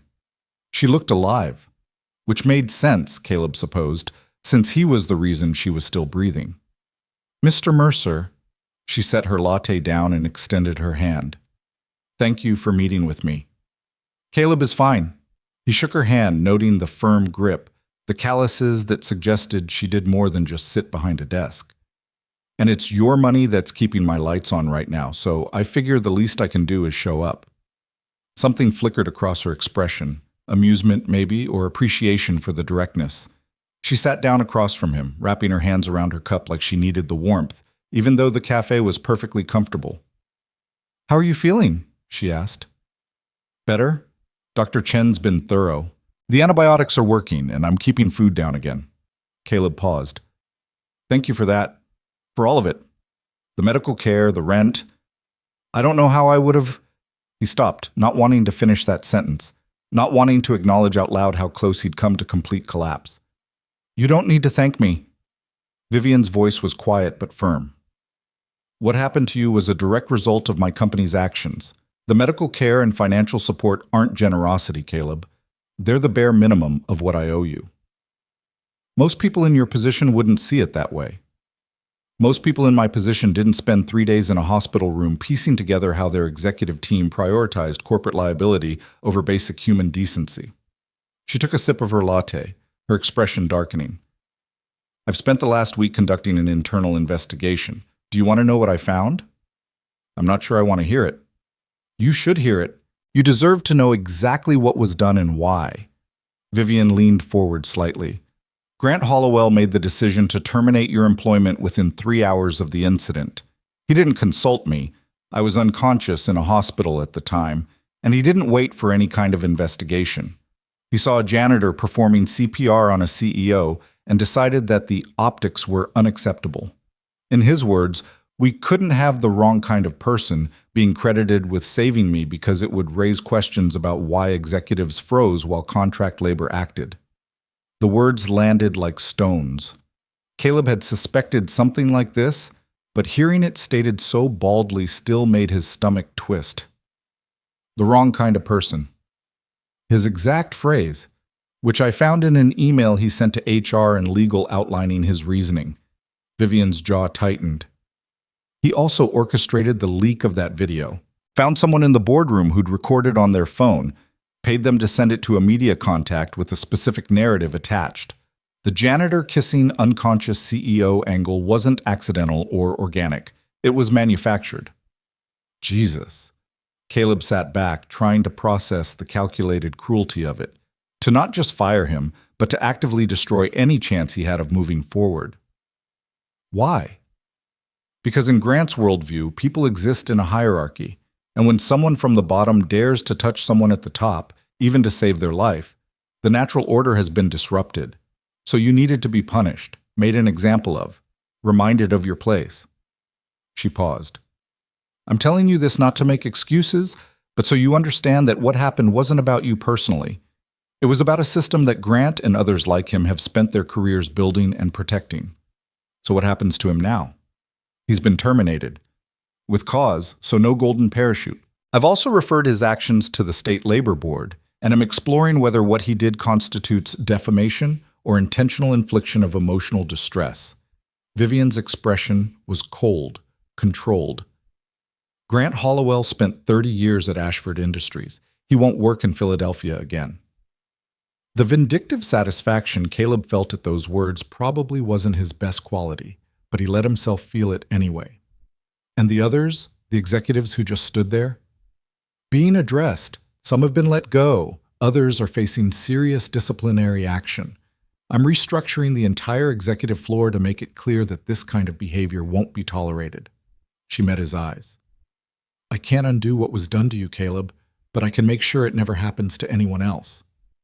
They sat in silence for a moment, the ambient noise of the coffee shop filling the space between them. Caleb watched Vivian trying to reconcile the woman in front of him with the distant CEO he'd glimpsed in passing during his time at Ashford Industries. She seemed different here, stripped of the corporate armor. more human, more real. There's something else I wanted to discuss, Vivian said finally. Your future. I figured that was coming. I owe you my life. That's not a debt that can be settled with money or firings or public statements. I've been thinking about what I can offer you that would actually matter, that would make a real difference. Caleb's instinct was to be skeptical. Rich people always thought they could fix problems by throwing resources at them, without understanding that some problems ran deeper than money could reach. But there was something in Vivian's expression, earnestness, maybe, or genuine uncertainty, that made him hold his tongue and listen. I don't want to go back to janitorial work, Vivian continued. Not because there's anything wrong with it, but because you deserve better. You have skills, crisis management, the ability to act when others freeze, clear thinking under pressure. That's valuable. More valuable than most people realize. Those aren't exactly resume bullet points. Maybe they should be. She leaned forward. I'm creating a new position at Ashford Industries. Director of Employee Welfare. It would be your job to identify and address the needs of our workforce that fall through the cracks. The workers who can't afford childcare so they miss shifts. The ones who need emergency funds but can't access predatory lending. The ones who have skills and potential but no pathway to advancement because they don't have the right credentials or background. Caleb stared at her. You want to hire me? After what your company did? I want to hire you because of what my company did. Because you understand what it's like to be overlooked, dismissed, and punished for not fitting into the right boxes. Because you see the people everyone else ignores. Vivian's voice was intense now, passionate. I've built a successful company, Caleb, but I've also built a company that allowed someone like Grant Hollowell to operate with impunity for 3 decades. That tells me we have fundamental problems with how we treat people, and I need someone who won't be afraid to call that out and demand change. I don't have a college degree. I have a criminal record. I don't care about credentials. I care about character. And you have more character than half my executive team combined. She pulled out a folder from her bag and slid it across the table. This is the position description I drafted. Salary, benefits, scope of work. Look it over. Think about it. But understand that this isn't charity or guilt. This is me recognizing that you have exactly the perspective and skills needed to fix problems. I didn't even know existed until you ended up paying the price for them. Caleb opened the folder with shaking hands. The salary listed made his breath catch. It was more than triple what he'd been making as a janitor. The benefits included healthcare, dental, vision, and, his eyes caught on this detail, childcare assistance and education support. There was a section outlining the program he'd be building: emergency assistance funds, transportation support, mental health resources, career development pathways for workers without traditional qualifications. It looked real. It looked like exactly the kind of help he'd needed 1,000 times and never received. And it looked like the kind of work that might actually matter. This is contingent on one thing, Vivian said quietly, that you're willing to work with me, not for me. I need someone who will push back, who won't be afraid to tell me when I'm wrong or when the company is failing people. Can you do that? Caleb looked up from the folder. You want me to argue with you? I want you to hold me accountable, hold all of us accountable. That's the only way this works. She paused. I know you don't have much reason to trust me, but I'm asking you to anyway. Not because I've earned it, but because together we might be able to build something that actually helps people like you, people who deserve better than what they're getting. The offer was everything Caleb could have hoped for and more. Stable income, healthcare for Sadie, a chance to do work that mattered, a way forward that didn't involve scraping by or hiding who he was. It was perfect, which was exactly why part of him wanted to run. Can I think about it? He asked. Of course. Take as long as you need. Vivian stood, gathering her things. I'm releasing the statement clearing your name tomorrow. Full security footage, witness statements, expert analysis of your CPR technique. By the end of the week, everyone who saw that video will know that you saved my life and were punished for it. That happens regardless of whether you accept this position. Why tomorrow? Because I'm done letting other people control the narrative. And because you deserve to have your reputation restored whether or not you ever speak to me again. She extended her hand. Thank you for meeting with me, Caleb. Whatever you decide, I hope you know that what you did mattered. You gave me a second chance at life. I'd like to try to give you one too. After she left, Caleb sat alone with the folder open in front of him, staring at words that felt too good to be real. Director of Employee Welfare, building programs that helped people, making a difference, using everything he'd learned from being at the bottom to help others who were still there. His phone buzzed, a text from Mrs. Pike. How did it go? Caleb typed back. She offered me a job, a real job. Good salary, benefits, meaningful work. Mrs. Pike's response came immediately. And you said yes, right? Not yet. Still processing. What's to process? This is an answer to prayer. Maybe. Or maybe it's too good to be true. He could picture Mrs. Pike's expression at that text, the mixture of exasperation and affection she got when he was being stubborn. Her next message confirmed it. Caleb Mercer, you listen to me. You have spent years accepting less than you deserve because you thought that's all you were worth. This woman is offering you more because she knows you're worth it. Don't you dare turn it down because you're scared of being worth something. The words hit harder than they should have. Caleb closed his eyes, letting Mrs. Pike's fierce belief in him settle somewhere in his chest next to the fear and uncertainty. She was right. He knew she was right. But accepting this meant believing that he deserved it. Meant believing that he was more than his mistakes, more than his record, more than the sum of all the times he'd failed or fallen short. It meant believing he was worth saving. And if Vivian Ashford, a woman who barely knew him, could believe that, maybe it was time he believed it too. Caleb pulled out his phone and typed a message to the number Vivian had given him. I'd like to accept the position. When do I start? The response came within minutes. Monday, welcome to Ashford Industries, Caleb, for real this time. The next day, Vivian's statement broke like a thunderclap across Philadelphia media. It was comprehensive, unflinching, and left no room for interpretation. She released the full security footage showing Caleb's CPR, alongside statements from Patricia Chen and other witnesses confirming that he'd acted correctly and heroically. She included expert analysis from emergency medicine physicians explaining that his technique was textbook perfect. And she issued a formal apology, not just from herself but from Ashford Industries, acknowledging the grave injustice done to him. But she didn't stop there. She also announced Grant Hollowell's termination, detailed the investigation into corporate misconduct, and revealed the deliberate campaign to destroy Caleb's reputation. She named names, showed receipts, and made it clear that the real scandal wasn't a janitor performing CPR, but executives so caught up in class warfare that they'd punished a man for saving a life. The response was immediate and overwhelming. News outlets that had run the original scandalous story now scrambled to issue corrections and updates. Social media erupted with support for Caleb and fury at Ashford Industries' executive team. The video that had been shared as evidence of misconduct was now being reposted with accurate context, showing Caleb as he actually was, a hero who'd stepped up when no one else would. Caleb's phone exploded with messages, former coworkers apologizing for believing the worst, strangers offering support, a few media requests for interviews which he declined. He didn't need to add his voice to the story. Vivian had told it completely, and that was enough. The strangest moment came when he checked his email and found 3 job offers from other companies, all citing his quick thinking and crisis management skills as desirable qualities. He deleted them all. He had already made his choice. That weekend, before his first day at Ashford Industries, Caleb did something he hadn't done in 2 years. He took Sadie to the museum.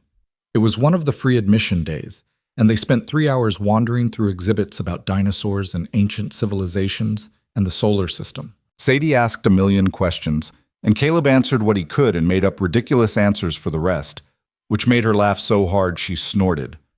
Over lunch in the museum cafe, splurging on actual hot food instead of packed sandwiches, Sadie looked at him with serious eyes and said, "You seem different, Daddy." "Different how?" "Lighter. Like you're not carrying something heavy anymore." The observation was so acute it made Caleb's throat tight. "I feel lighter, baby girl. Things are getting better." "Because the nice lady gave you a job?" "Because a lot of things. But yeah, the job helps." He reached across the table and squeezed her hand. "I'm going to be working at an office. Normal hours mostly, which means I'll be home for dinner and I'll be able to come to your school events. and we'll have real weekends together. Sadie's face lit up. Really? You can come to my spring concert? I'll be in the front row. She launched herself out of her chair and around the table to hug him, and Caleb held her tight, breathing in the strawberry scent of her shampoo and feeling something in his chest finally, fully unclench. They were going to be okay, not just surviving, but actually okay. On Monday morning, Caleb stood outside the Ashford Industries Tower in a suit he'd bought over the weekend. Nothing fancy, but clean and professional and his. Sadie had helped him pick out the tie, choosing one with subtle blue stripes that she declared made him look very important. Mrs. Pike had taken a dozen photos, beaming like a proud grandmother. The building looked different in daylight, less imposing and more like just another piece of the Philadelphia skyline. Caleb took a breath, squared his shoulders, and walked through the main entrance. Not the employee entrance he'd used as a janitor, but the main lobby with its polished floors and modern art installations and the kind of ambient lighting that suggested wealth and power. The security guard at the desk looked up as Caleb approached, and recognition flickered across his face. This was one of the guards who'd been there the night everything happened, one of the ones who'd escorted Caleb out of the building. For a moment, Caleb tensed, waiting for hostility or suspicion. Instead, the guard stood and extended his hand. Mr. Mercer, I owe you an apology. I was following orders that night, but I should have questioned them. What you did was heroic, and you were treated abominably. I'm sorry. Caleb shook his hand, momentarily speechless. Thank you. That means a lot. Ms. Ashford asked me to escort you up to the executive floor. Your office is ready. His office. The words felt surreal. Caleb followed the guard into the elevator, watching the numbers climb past the floors he'd once cleaned, past the conference rooms and executive suites, past the spaces where he'd been invisible, up to the 43rd floor where Vivian Ashford's office occupied prime real estate. His office turned out to be 3 doors down from hers, not huge but substantial. Windows overlooking the city, a real desk with a computer already set up, bookshelves waiting to be filled, a coffee maker in the corner, and a small conference table for meetings. It was professional, respectable, and so far removed from the basement locker room where he used to change into his uniform that Caleb had to take a moment to just stand in the doorway and absorb it. Impressive, right? Vivian's voice came from behind him. She stood in the hallway, dressed in a sharp gray suit, her professional armor back in place, but her expression was warm. I wanted you close enough that we can collaborate easily, but with enough space that you feel like this is yours. What do you think? I think it's more than I expected. Get used to it. You're going to be pushing for things people think are impossible, which means you need to look and feel like someone who can make impossible things happen. She gestured him inside and closed the door. I have your first week planned out. Meetings with HR to understand current employee support systems, or lack thereof. Conversations with facilities management to understand workforce composition. Sessions with finance to establish budget parameters for your programs. And I want you to spend time actually talking to workers, custodial staff, cafeteria employees, security, maintenance, the people who keep this building running but never get heard. That's a lot. It is, but you can handle it. Vivian pulled out a tablet and brought up a document. I also want to show you something. This is preliminary budget approval for your employee welfare initiative, $5 million for the first year. Caleb's head snapped up. $5 million? It's actually modest considering our overall operating budget, but it's enough to make a real impact. Emergency assistance fund, childcare subsidies, transportation support, mental health counseling, skills training, and education support. Everything you outlined in our conversation, plus room for programs we haven't thought of yet. She looked at him steadily. This is real, Caleb. I'm not bringing you in to manage optics or create a feel-good PR initiative. I'm giving you resources and authority to actually change how this company treats people. But that means you need to use both. Be bold. Be uncomfortable. Make people angry if that's what it takes to do right by workers who've been ignored for too long. The responsibility of it settled onto Caleb's shoulders like a weight he hadn't anticipated but somehow didn't mind carrying. This was what he'd wanted without knowing he wanted it. A chance to take everything he'd learned from struggling and turn it into something that helped others struggling now. I won't let you down, he said. I know you won't. But more importantly, don't let them down. Vivian gestured toward the window, toward the city beyond. There are hundreds of people in this building alone who are one emergency away from crisis. Thousands more in our other facilities. They need someone who understands what that feels like, someone who won't accept platitudes or half measures. That's you. After Vivian left, Caleb sat at his new desk and pulled out his phone. He took a photo of the office and sent it to Mrs. Pike and Sadie with the caption, "First day. Wish me luck." Mrs. Pike responded, "So proud of you." Sadie sent back a string of emojis, stars and hearts and smiley faces, followed by, "You're going to be the best at your job." Caleb smiled and set the phone down. Then he opened his laptop and started making notes. He thought about every time he'd needed help and couldn't get it. Every time he'd had to choose between paying rent or buying groceries. Every time he'd missed work because he couldn't afford childcare and gotten penalized for it. Every time the system had ground him down and told him it was his own fault for not being better, stronger, more capable. He thought about all of it, and he started writing. Programs for emergency financial assistance with no predatory terms. Partnerships with local childcare centers to provide subsidized care for shift workers. Transportation support for employees who didn't have reliable cars. Mental health counseling that didn't require insurance or copays. Educational programs that recognized life experience as valuable even without formal credentials. He wrote for 2 hours straight, ideas flowing faster than he could capture them. And when he finally sat back and looked at what he'd created, he felt something he hadn't felt in a very long time. Purpose. This was more than a job. This was a chance to build the safety net he'd never had, to make sure that the next person who found themselves in crisis had somewhere to turn, to prove that caring for people wasn't charity, it was good business and basic humanity wrapped together. A knock on his door interrupted his thoughts. Patricia Chen stood in the doorway, smiling. "Welcome to the team, officially this time," she said. "Vivian asked me to check in, see if you need anything."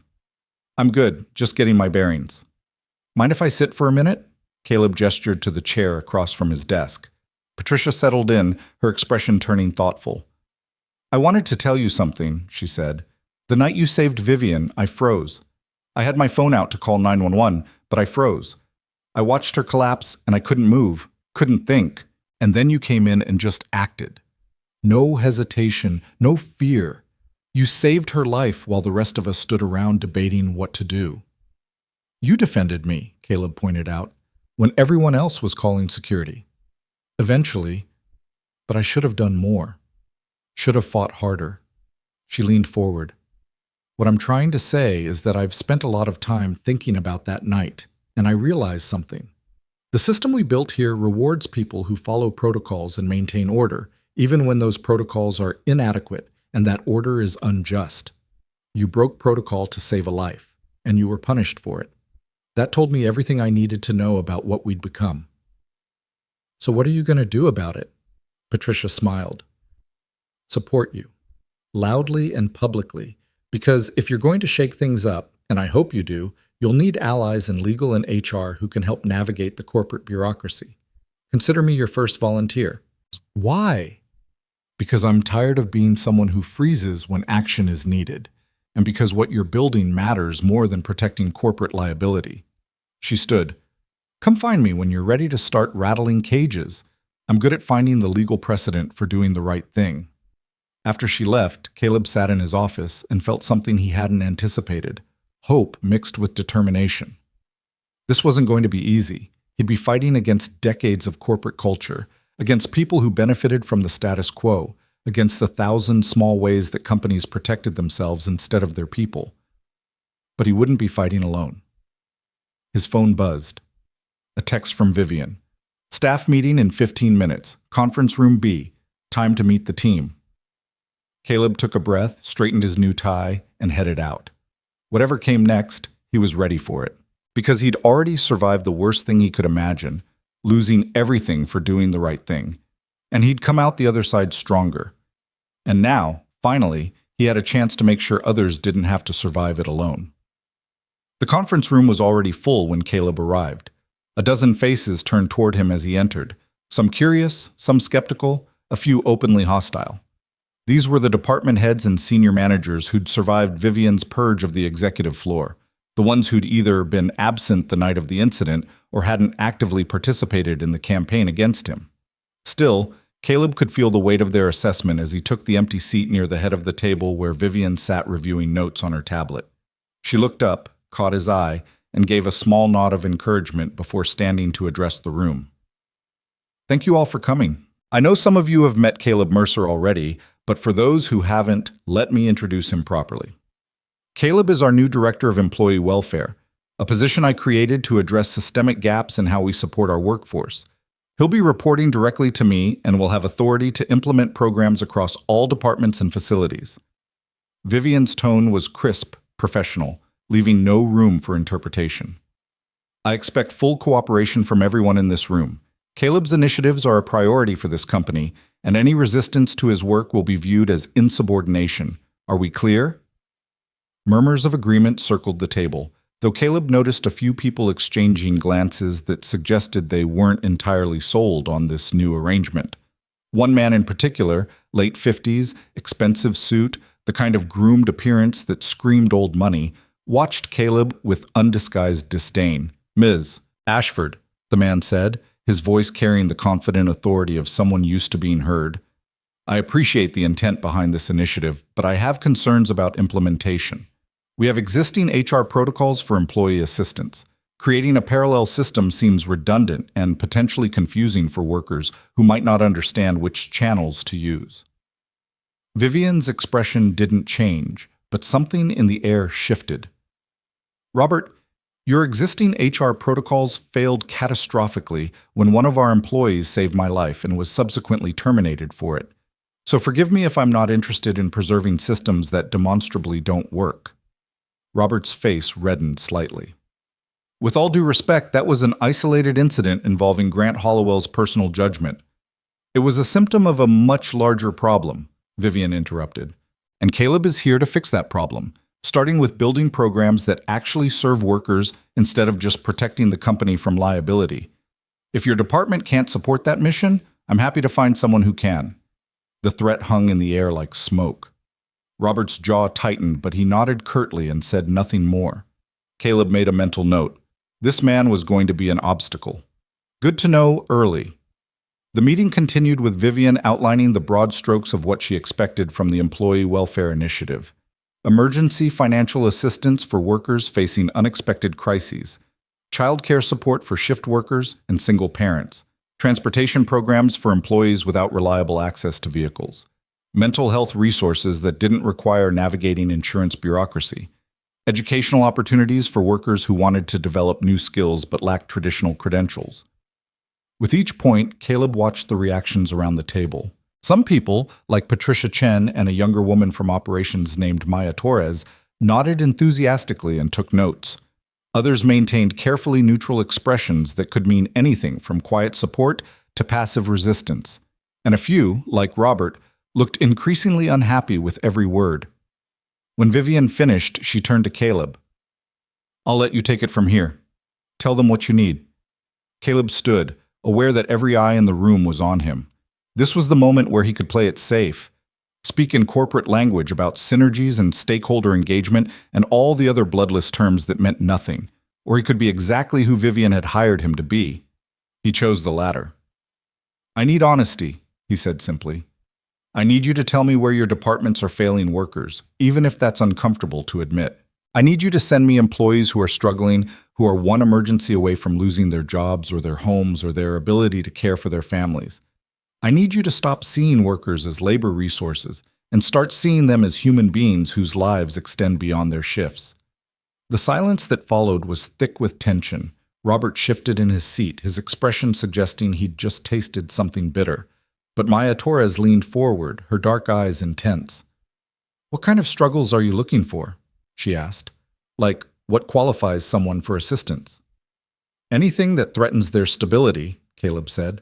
"Can't afford childcare and might miss shifts. Car broke down and they can't get to work. Medical emergency that insurance won't cover. Eviction notice because rent went up and wages didn't. Abusive home situation that they can't leave because they can't afford deposits on a new place. Whatever it is that makes it harder for them to show up and do their jobs, that's what I want to know about." "That's going to be a lot of people," Maya said quietly. "I know, but that's the point. Caleb looked around the table. Most of you probably don't realize how many of your employees are barely hanging on. How many are working sick because they can't afford to take time off? How many are choosing between feeding their kids and paying utilities? How many are one flat tire away from being fired for attendance issues? I know because I was one of them. And I'm here to make sure that when people are drowning, this company throws them a rope instead of a stone. The metaphor landed with visible impact. A few people looked uncomfortable, shifting in their seats or studying their notepads. Patricia Chen was smiling slightly, and Maya Torres looked like she was fighting back tears. Robert's expression had progressed from disdain to something closer to fury. "That's very poetic, Mr. Mercer," Robert said, his voice dripping with condescension. "But this is a business, not a charity. We have shareholders to answer to, profit margins to maintain. We can't solve every employee's personal problems." "I'm not asking you to solve every problem," Caleb said evenly. "I'm asking you to stop creating new ones by pretending they don't exist. When an employee loses their car and gets fired for attendance, you don't just lose that worker. You lose their institutional knowledge. You lose the cost of recruiting and training a replacement, and you lose the morale of everyone who watched a colleague get discarded instead of helped. That's bad business disguised as fiscal responsibility." Vivian's expression suggested she was enjoying this confrontation far more than she probably should be. "Robert, unless you have constructive input, I think we're done here. Everyone else, Caleb will be scheduling individual meetings with your departments over the next 2 weeks. Come prepared to have honest conversations about where you're seeing workers struggle and what resources might help. Thank you all." The dismissal was clear. People gathered their things and filed out, some stopping briefly to introduce themselves to Caleb or offer support. Maya Torres was one of the last to leave, pausing at the door. "I run operations across 3 facilities," she said. "I have a list of about 40 employees who I know are struggling. Some are about to lose housing, some can't afford transportation, some are dealing with family crises that are affecting their work.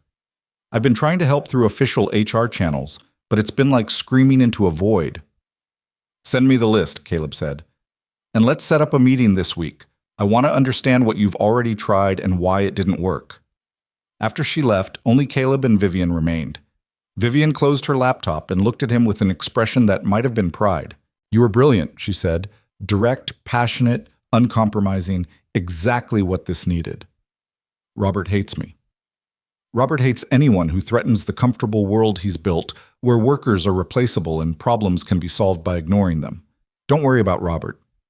Vivian's smile had an edge to it.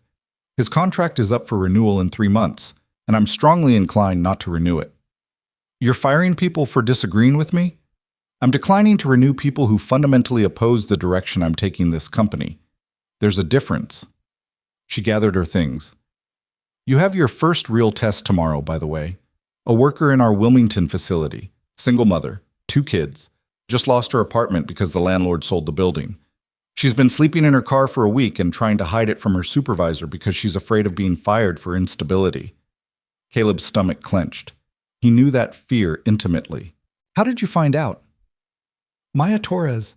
She's been trying to help through back channels, but there's only so much she can do without official support. The woman's name is Jasmine Brooks. She's a machine operator, been with us for 6 years, excellent performance reviews. She needs first month's rent and security deposit on a new place, maybe $2,000 total. Can you help her? Yes. The answer came without hesitation. This was exactly why he was here. I'll drive to Wilmington tomorrow, talk to her directly, and get her set up with emergency housing assistance. Good. And Caleb? Vivian paused at the door. There are going to be hundreds more like Jasmine, maybe thousands. You can't save everyone. I know, but I can save some, and some is better than none. The drive to Wilmington the next morning took 90 minutes through rush hour traffic. Caleb used the time to review the file Vivian had sent him on Jasmine Brooks. 32 years old, 2 kids aged 8 and 5, divorced from an ex-husband who paid sporadic child support when he felt like it. She'd been working at the Ashford Industries manufacturing facility for 6 years, starting in entry-level assembly and working her way up to senior machine operator. Her performance reviews were consistently excellent, with supervisors praising her reliability and attention to detail. And now she was homeless, sleeping in her car with her children, terrified that admitting her situation would cost her the job she desperately needed. The Wilmington facility was smaller than the Philadelphia headquarters, a converted warehouse on the industrial edge of town. Caleb checked in at the security desk and asked for Maya Torres, who'd agreed to meet him there. She appeared within minutes, dressed practically in work boots and a company polo, her hair pulled back in a tight bun. "Thank you for coming," she said, shaking his hand. "Jasmine doesn't know you're here yet. I thought maybe we should approach it carefully. She's proud, and she might not take help easily." "I understand proud," Caleb said. "Let me talk to her. Where is she?" Maya led him through the facility floor past rows of machines and workers and safety gear until they reached a station where a woman worked with focused intensity on a complex-looking assembly. Jasmine Brooks was small, compact, with dark skin and eyes that carried the kind of exhaustion that came from weeks of inadequate sleep. When Maya approached and asked if she could take a break, Jasmine's expression immediately shifted to wariness. They moved to a break room, and Caleb watched Jasmine's body language shift from wary to defensive as Maya introduced him and explained why he was there. "I don't need charity," Jasmine said immediately. "I'm handling my situation." "You're sleeping in your car with 2 young kids," Maya said gently. "That's not handling it, that's surviving it, and you shouldn't have to." "I've been through worse. We'll be fine." Caleb understood the instinct to refuse help. Pride was sometimes all you had left when everything else got stripped away. But he also understood the cost of that pride, and he wasn't going to let her pay it if he could help. "Can I tell you a story?" he asked. Jasmine looked suspicious but nodded. 2 years ago, my wife died. Cancer. Left me with a 7-year-old daughter and medical bills that wiped out everything we had saved.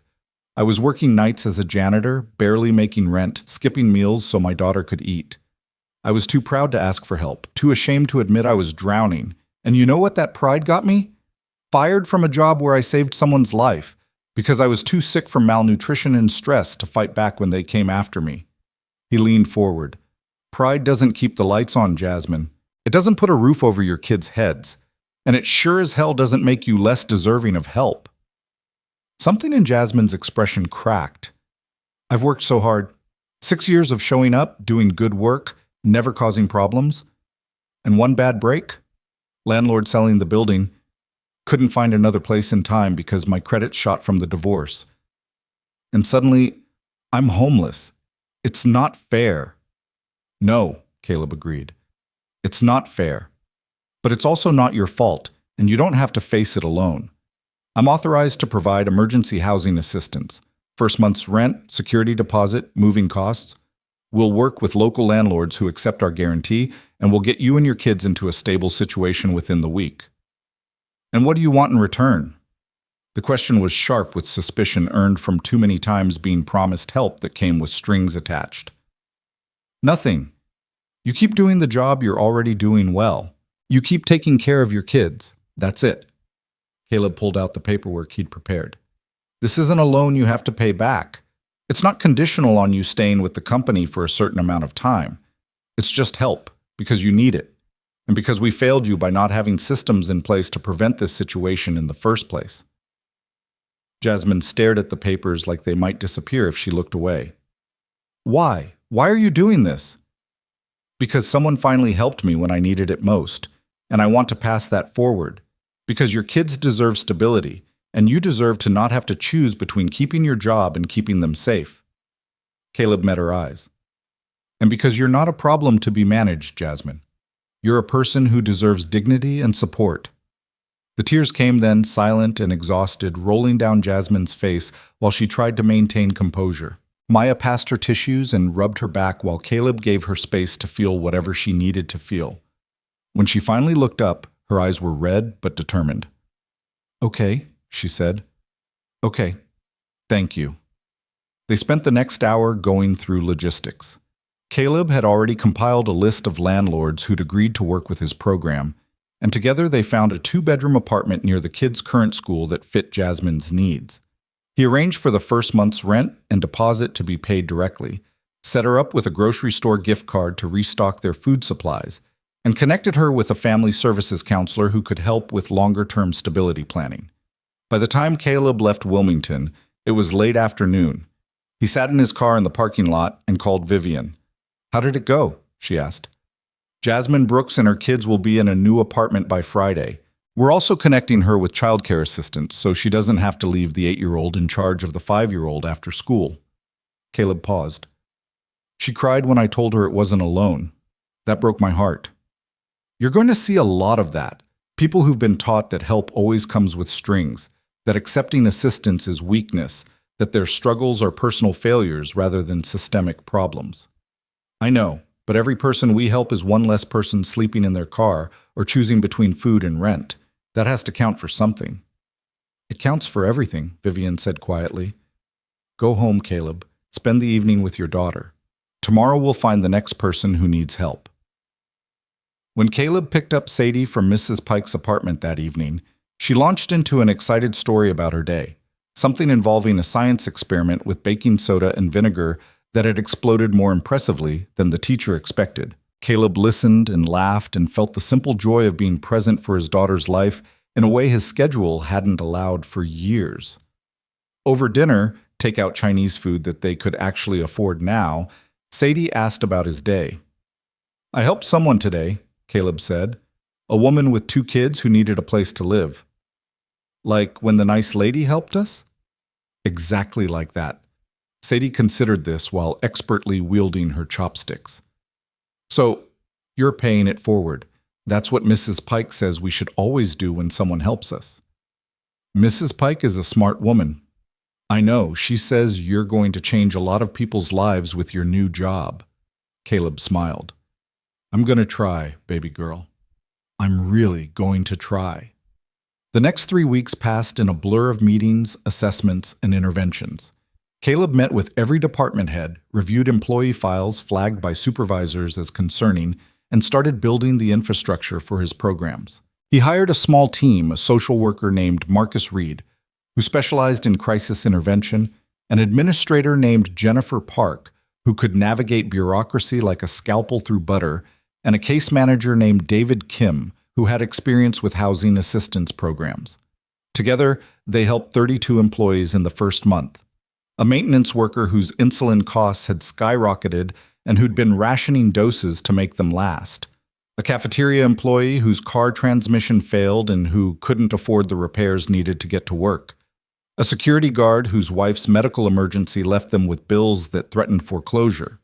A janitor, and Caleb felt the poetic justice of this one deeply, whose childcare arrangement fell through and who was about to lose custody of his kids because he couldn't afford alternatives. Each case was different, but the pattern was the same. People working hard, doing everything right, getting knocked down by circumstances beyond their control, and having nowhere to turn for help. Until now. The response from the workforce was overwhelming. Word spread quickly that there was someone at corporate who actually cared, who actually helped, who didn't treat employee problems as inconveniences to be minimized. Caleb started getting emails and calls from workers he'd never met, supervisors he'd never worked with, people who'd heard about the program and wanted to know if it could help their colleague, their friend, their family member who also worked for Ashford Industries. But not everyone was supportive. The resistance came from exactly where Caleb expected, middle management and senior staff, who saw his programs as threats to the established order.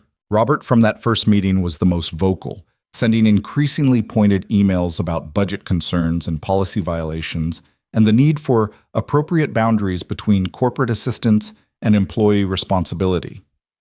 The confrontation finally came to a head 5 weeks into Caleb's tenure, at a budget review meeting where department heads were asked to justify their spending.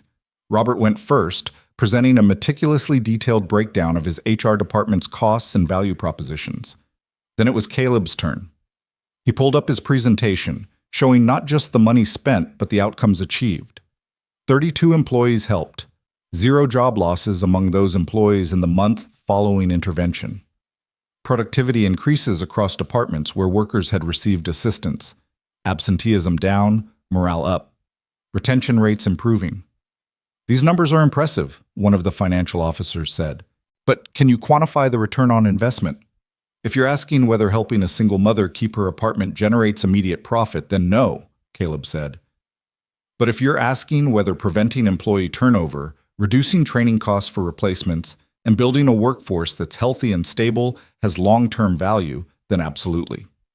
Conservative estimates suggest that each employee we help stay productive saves the company between $15,000 and $30,000 in replacement and training costs alone. Robert leaned back in his chair, his expression skeptical. Those estimates assume that these employees are actually valuable. What if we're simply prolonging the employment of workers who would have been naturally selected out through normal attrition? The room went very quiet. Caleb felt something cold and sharp settle in his chest. Natural selection, he repeated slowly. You're suggesting that people who face emergencies should lose their jobs as a kind of Darwinian filtering process? I'm suggesting that business requires difficult choices. We can't afford to carry every employee through every personal crisis. Sometimes people need to solve their own problems or move on to situations better suited to their capabilities. And what about Jasmine Brooks? Caleb asked. 6 years with the company, excellent performance reviews, machine operator who trains new hires because she knows the systems better than anyone. She lost her apartment through no fault of her own. Should we have fired her and spent $20,000 recruiting and training someone new, or spent $2,000 helping her stay productive? Individual cases are always sympathetic, Robert said, but policy can't be built on emotion. This isn't emotion, this is math. Caleb pulled up another slide. Here's what it costs us when we lose experienced workers. Here's what it costs to help them through temporary crises. The second number is consistently smaller than the first. So unless you're arguing that we should deliberately choose the more expensive option out of some ideological commitment to making workers suffer, I don't understand your objection. Vivian, who'd been silent up to this point, spoke. Robert, do you have actual budget concerns, or are you simply opposed to the philosophy of this program? Robert's face reddened. I have concerns about creating a culture of dependency. If workers know there's always a safety net, they'll take more risks, make poorer choices, expect the company to bail them out from consequences. That's not what the data shows, Caleb said. Every employee we've helped has expressed gratitude and renewed commitment to the company. We're not encouraging recklessness. We're preventing good workers from being destroyed by bad luck. There's a difference. In your opinion, no. In the measurable outcomes that I've documented and presented. Caleb could feel his frustration building but tried to keep his voice level. You're entitled to your philosophy, Robert, but you're not entitled to let that philosophy hurt people when we have the resources to help them. This isn't about hurting people. Yes, it is. Caleb's voice hardened. When you argue against helping employees through crises, you're arguing for a world where Jasmine Brooks sleeps in her car with her kids, where Marcus, one of your own maintenance staff, rations insulin and risks diabetic coma, where people lose everything because they had one bad month. That's not fiscal responsibility. That's cruelty dressed up in business language. The silence that followed was absolute. Robert looked like he'd been slapped, his face cycling through anger and embarrassment. Around the table, reactions varied from shocked to satisfied, but no one spoke. Finally, Vivian stood. Vivian, I think we've heard enough. Robert, unless you have specific budget concerns backed by actual analysis rather than philosophical objections, this meeting is over. Caleb's programs are approved for expansion. Thank you all. After everyone filed out, Caleb stayed behind with Vivian. She was reviewing her notes, but he could see the slight smile playing at the corners of her mouth. You enjoyed that, he said. Immensely. Robert's been a thorn in my side for years, and watching you dismantle his arguments with actual data was deeply satisfying. She looked up. But he's not going to let this go. He's going to keep pushing back, keep trying to undermine your work. Are you ready for that? I've dealt with worse than corporate bureaucrats who don't like me. I know, but this is different than what you're used to. Robert's not going to confront you directly. He's going to work behind the scenes, try to poison other people against your programs, look for any mistake or failure he can weaponize. You need to be prepared for that kind of fight. Caleb thought about the weeks after he'd saved Vivian's life, when the entire system had turned against him. Thought about waking up to find his reputation destroyed and his livelihood gone. Thought about how it felt to be systematically erased by people who'd never even met him. Let him try, Caleb said quietly. I've already been through the worst thing he could possibly do to me. And I'm still here. Robert's retaliation came exactly 3 weeks later, and it was more calculated than Caleb had anticipated. He arrived at his office one Monday morning to find an email waiting from the compliance department, flagged as urgent and copied to half the executive floor, including Vivian. The subject line read, "Concerns regarding Employee Welfare Initiative protocol violations." Caleb's stomach tightened as he read through the carefully worded accusations. Robert had compiled a list of alleged irregularities in how Caleb's team had processed assistance requests: missing documentation for emergency fund disbursements, failure to follow proper approval chains for housing assistance, unauthorized access to employee personnel files, and what Robert termed inappropriate fraternization, with workers receiving aid. Each accusation was paired with specific case numbers and dates, giving the whole document an air of meticulous investigative work. It was also, Caleb realized as he cross-referenced the claims against his actual records, almost entirely fabricated or deliberately misrepresented. The missing documentation was a paperwork that had been filed in a different system than Robert expected because Caleb had set up new processes that actually worked. The failure to follow approval chains referred to emergency situations where waiting for multiple sign-offs would have meant a worker losing their apartment or going without medication. The unauthorized access was access that Vivian had explicitly granted Caleb as part of his role. And the inappropriate fraternization was Caleb doing his job, meeting with employees, understanding their situations, treating them like human beings instead of case numbers. But the damage wasn't in the accuracy of the accusations.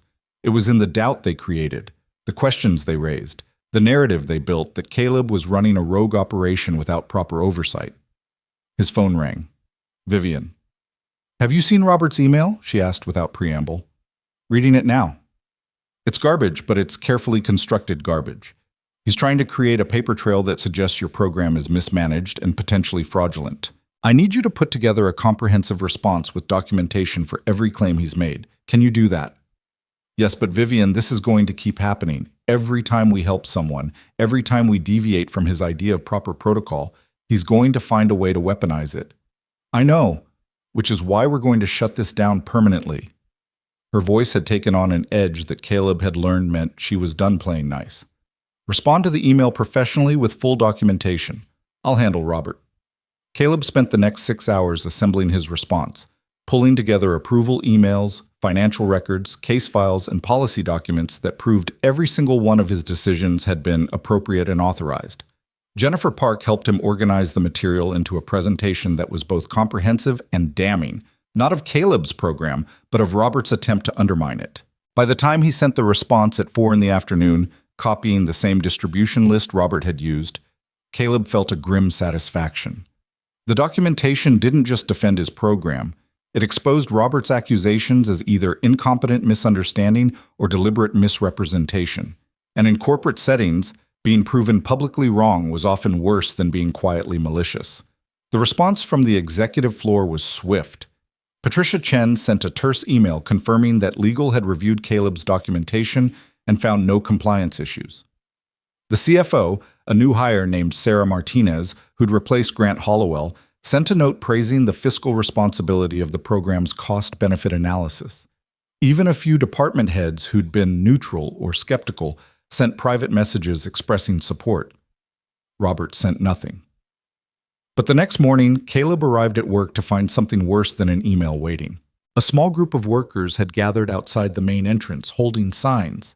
The messages varied, but the theme was consistent. Ashford Industries doesn't care about workers. We are not disposable. Respect your employees. Caleb's first instinct was confusion until he saw Maya Torres hurrying toward him from the building entrance, her expression tight with worry.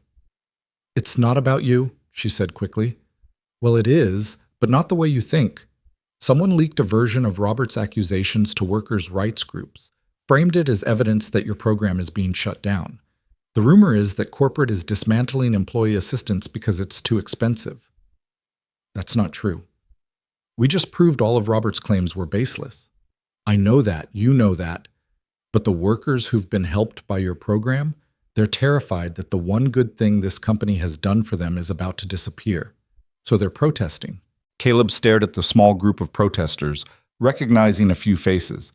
One woman held a sign that read, "Caleb Mercer saved my family." Another held one saying, "Don't take away our safety net." His chest tightened with a complicated mix of emotions: pride that his work had mattered enough for people to fight for it, fury at Robert for creating this situation, and fear that this protest would give ammunition to everyone who'd argued his program was too disruptive. "I need to talk to them," Caleb said. "Are you sure? If corporate sees you engaging with protesters—" "I don't care what corporate thinks. These people are scared because someone lied to them. They deserve the truth." Caleb walked toward the group before Maya could protest further.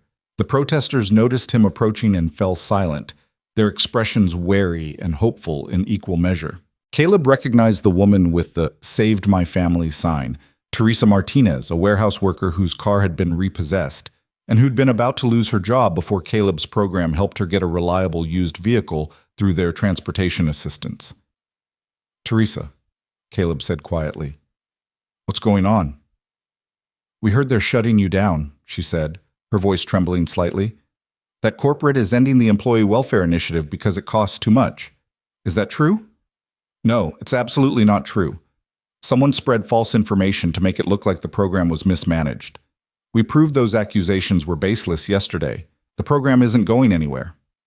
Relief flooded several faces, but Teresa's expression remained troubled. "How do we know you're not just saying that? How do we know that next week or next month they won't find some other excuse to get rid of you?" It was a fair question, and Caleb didn't have a perfect answer because he knew how corporate systems worked.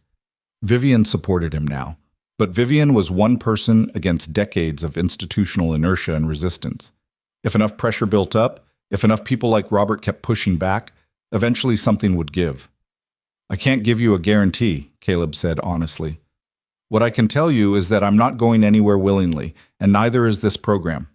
We've helped over 80 employees in 2 months. We've saved this company hundreds of thousands of dollars in turnover costs. We've proven that investing in workers is good business and basic decency. Anyone who wants to shut that down is going to have to go through me, through my team, and through everyone who's seen what's possible when a company actually cares about its people." "But what if they fire you like they fired you before?" another protester asked. "What if you save someone again and they punish you again?" The question hung in the air, and Caleb felt the weight of everyone watching him. This was the fundamental question, wasn't it? What happened when doing the right thing meant risking everything you'd built? "Then I guess I'll have to deal with that when it happens," Caleb said. "But I'm not going to stop helping people because I'm afraid of consequences. I didn't stop giving CPR when security tried to pull me away, and I'm not stopping this work now just because someone wants to make it difficult." Movement behind him made Caleb turn. Vivian had emerged from the building and was walking toward the group with Patricia Chen and Sarah Martinez flanking her. The protesters tensed, clearly expecting confrontation or demands that they disperse. Instead, Vivian walked directly to Teresa Martinez and extended her hand. "Miss Martinez, I'm Vivian Ashford. I understand you're concerned about the future of our employee welfare initiative."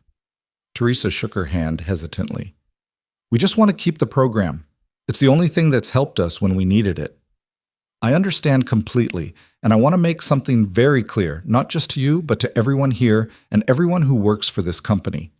Vivian raised her voice slightly, addressing the full group.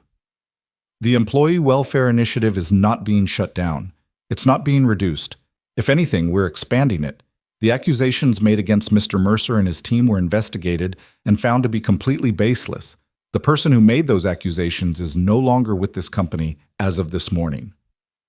Murmurs rippled through the group. Caleb's head snapped toward Vivian. She'd fired Robert. Actually fired him.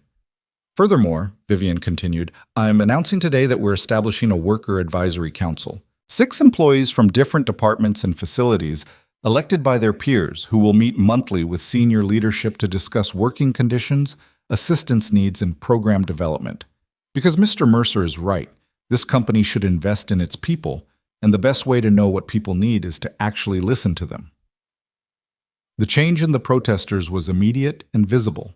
Tension drained from shoulders, expressions shifted from defensive to cautiously optimistic, and someone in the back actually started clapping.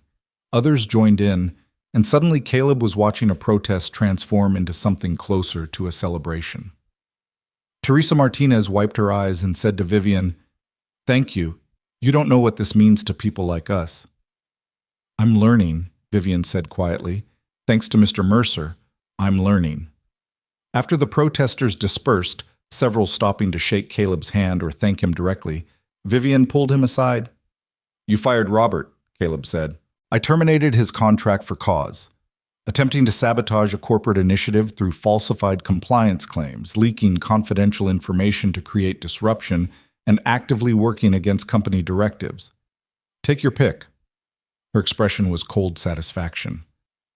He'll receive severance as contractually required, but he's barred from future employment with any Ashford Industries subsidiary or partner organization. He wanted to play hardball. He lost. And the Worker Advisory Council? Something I should have implemented years ago.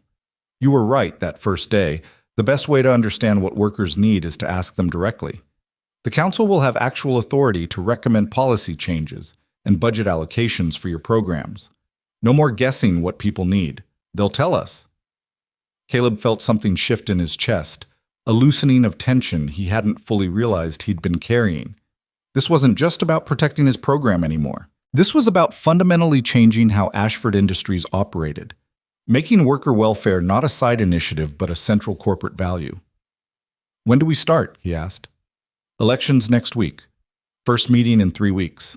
I want you to facilitate the initial sessions until the council finds its rhythm. Vivian paused. This is going to make some people uncomfortable, Caleb. Giving workers direct input into policy. Some managers are going to resist. Let them resist. We've already proven that helping workers helps the bottom line. Anyone who can't see that doesn't belong in leadership. Vivian smiled. See, that's exactly the attitude I hired you for. Come on, we have a press conference in an hour. Press conference? You think I'm announcing a Worker Advisory Council and the expansion of the Employee Welfare Initiative without making sure everyone knows about it? This is going on record, Caleb. No more room for people like Robert to operate in the shadows. The press conference took place in the same boardroom where Caleb had saved Vivian's life 3 months earlier. The irony wasn't lost on him as he stood beside her in front of cameras and reporters, watching her deliver a statement that positioned Ashford Industries as a leader in worker support and corporate responsibility. She outlined the Employee Welfare Initiative's accomplishments, announced the Worker Advisory Council, and fielded questions with the same confidence she brought to quarterly earnings calls. When a reporter asked Caleb directly how it felt to go from being fired for saving the CEO's life to directing a major corporate initiative, he took a breath and gave the most honest answer he could. It feels like justice, not just for me, but for everyone who's ever been punished for doing the right thing or overlooked because they didn't fit someone's idea of who deserved help. This program exists because I know what it's like to need assistance and have nowhere to turn. And as long as I'm in this position, I'm going to make sure that other people don't have to face those situations alone. The soundbite made the evening news on 3 different channels. By the next morning, Caleb's phone was flooded with messages from people across the country, workers sharing their own stories of struggle, HR professionals asking how to implement similar programs, even a few other companies inquiring about consulting to help develop their own employee welfare initiatives. But the message that mattered most came from Sadie's school. Her teacher sent an email explaining that Sadie had given a presentation to her class about My Dad the Hero and talked about how he saved someone's life and then built programs to help families like theirs. The email included a photo of Sadie standing in front of her poster board, beaming with pride, her smile so bright it made Caleb's eyes sting with tears. He printed the photo and put it on his desk, right where he could see it every day. A reminder of why this work mattered, a reminder that he wasn't just building programs, he was building a better world for his daughter and kids like her. The Worker Advisory Council's first meeting 3 weeks later brought together 6 employees from different levels and facilities. Teresa Martinez from the warehouse, Marcus Reed, the maintenance worker whose insulin costs Caleb had helped cover, who'd been elected to represent facilities staff. A young woman named Amy Chen from IT who'd been homeless before the Housing Assistance Program helped her stabilize. A senior cafeteria manager named Robert Johnson who'd worked for Ashford Industries for 23 years. A machine operator from the Wilmington facility named James Torres. And Jasmine Brooks, who'd been sleeping in her car with her kids and was now not just housed, but thriving. Caleb facilitated the meeting, but he made it clear from the start that this was their space, their voice, their chance to shape the company's approach to worker welfare. "Tell me what's working," he said. "Tell me what's not. Tell me what we're missing." No filters, no corporate speak, just honest assessment. What followed was 3 hours of the most productive conversation Caleb had experienced in his entire time at Ashford Industries. The council members didn't hold back. They praised the Emergency Assistance Fund and housing support, but pointed out that the mental health resources were too limited and difficult to access. They loved the transportation program, but noted that it didn't help workers whose shifts ended after public transit stopped running. They appreciated the childcare assistance, but wanted extended options for parents working overnight shifts. Every critique came with suggestions. Every problem came with ideas for solutions. These weren't people complaining. They were people invested in making things better because they understood the stakes personally and intimately. Sarah Martinez, the new CFO, attended the meeting as an observer and took copious notes. Afterward, she pulled Caleb aside with an expression of genuine amazement. "I've been in corporate finance for 20 years, she said. "I've sat through thousands of meetings where executives theorize about worker needs and efficiency optimization. This was the first time I've heard actual workers articulate exactly what would make them more productive and what barriers prevent them from doing their jobs well. Why isn't this standard practice everywhere?" "Because most companies would rather guess about worker needs than actually listen to workers," Caleb said. "It's easier to maintain the illusion that everything's fine than to hear how many people are struggling." "Well, I'm a convert. I'm allocating additional budget for every recommendation that came out of this meeting. If we can triple productivity and reduce turnover by actually addressing worker needs, that's the easiest investment decision I've ever made." Over the next 3 months, the Worker Advisory Council became the driving force behind program expansion and policy reform. They identified issues Caleb's team had missed: the lack of support for workers caring for elderly parents, the absence of resources for employees dealing with domestic violence, the gap in assistance for workers trying to pursue education while working full-time. Each issue got addressed with programs designed in partnership with the people who would actually use them. The results were extraordinary. Employee turnover dropped by 40% across all facilities. Productivity increased measurably in departments where workers received targeted support. Absenteeism decreased. Workplace injuries went down because workers weren't showing up sick or exhausted or distracted by crises they couldn't manage. The company saved an estimated $3 million in the first 6 months just from reduced turnover and training costs, more than offsetting the expanded budget for employee assistance. But the real measure of success came in smaller, quieter moments. Teresa Martinez buying her first home after years of housing instability, made possible by credit counseling and financial planning support from Caleb's team. Marcus Reed's daughter graduating high school with a college scholarship, which her father could actually celebrate because he wasn't rationing insulin anymore.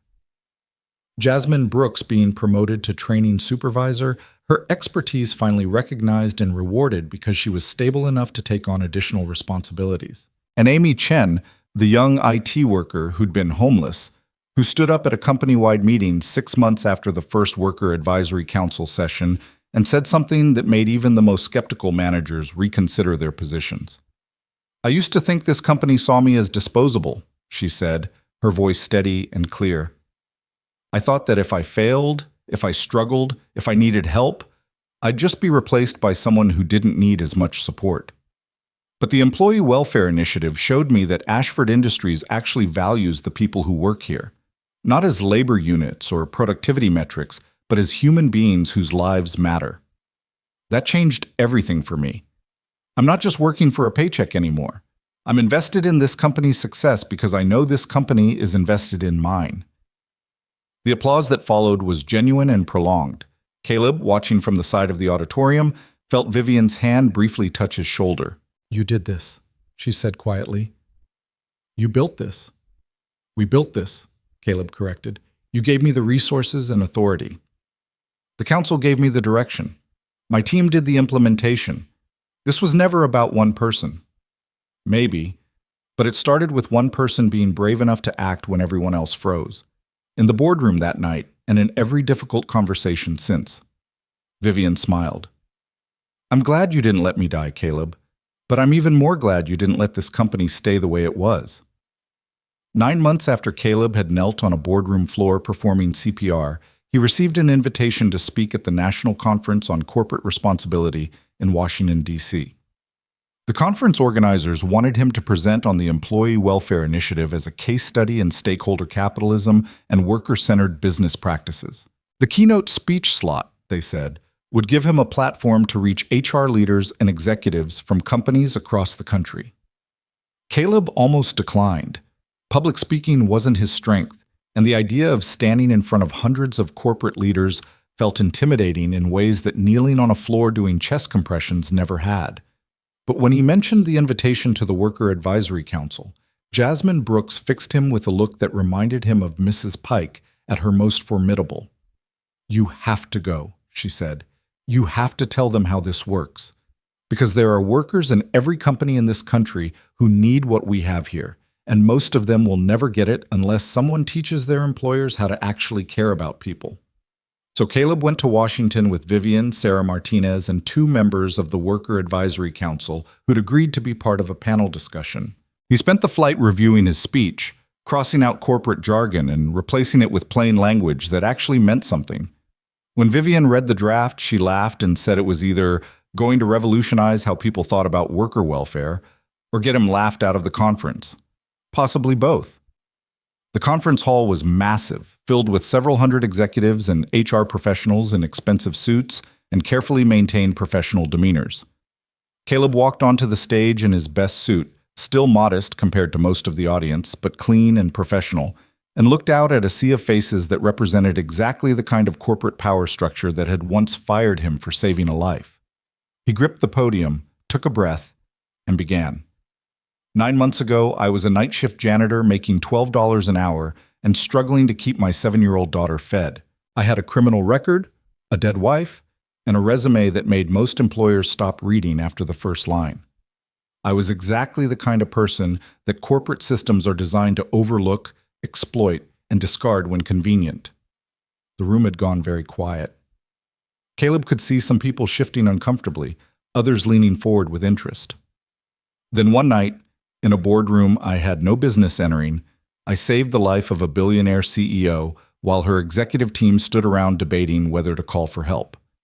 I performed textbook CPR, brought her back from cardiac arrest, and was immediately fired for inappropriate physical contact with a senior executive. Within days, I was unemployed, publicly humiliated, and facing the very real possibility of homelessness. He paused, letting that sink in. I'm telling you this not for sympathy, but because I need you to understand something fundamental. The systems we've built in corporate America are designed to punish people for being human, for having emergencies, for needing help, for not fitting into neat categories of productivity and efficiency. We've created workplaces where saving someone's life can get you fired, where asking for assistance is seen as weakness, where one bad month can destroy a good employee's entire career. Caleb looked out at the audience, seeing the range of reactions from defensive to thoughtful to quietly agreeing. But here's what I learned after I was fired, after the woman I saved discovered what had been done in her name, after she offered me a chance to build something better. I learned that it doesn't have to be this way, that investing in worker welfare isn't charity or excessive kindness, it's good business backed by measurable outcomes. And I learned that the biggest barrier to creating supportive workplaces isn't cost or feasibility. It's the belief that workers don't deserve support unless they've somehow earned it through perfect behavior and endless resilience. He clicked to the next slide, showing the financial data from Ashford Industries. In 9 months, our Employee Welfare Initiative has helped 243 employees through crises that would have previously resulted in job loss. We've spent approximately $2 million on direct assistance, and we've saved the company an estimated $4 million in reduced turnover, lower training costs, decreased absenteeism, and increased productivity. The return on investment is 200%, and that's only counting the easily quantifiable benefits. Another slide. But the real impact isn't in the spreadsheets. It's in the single mother who didn't lose her kids because we helped her get stable housing. It's in the diabetic maintenance worker who isn't rationing insulin anymore. It's in the warehouse employee who kept her job after her car broke down because we provided transportation assistance. It's in the 243 lives that didn't fall apart because someone finally asked what they needed and then actually provided it. Caleb moved away from the podium, speaking more directly to the audience. You're all here because you care about corporate responsibility and stakeholder capitalism. But I'm going to challenge you on what that actually means. It doesn't mean better PR or more impressive ESG scores. It means building systems that treat workers like human beings whose lives matter beyond their productivity. It means creating safety nets instead of trapdoors. It means understanding that the receptionist struggling with childcare costs and the executive struggling with work-life balance both deserve support, even if their struggles look different. He could see people taking notes now, phones out recording, attention fully engaged. The Ashford Industries Employee Welfare Initiative works because it's built on 3 principles.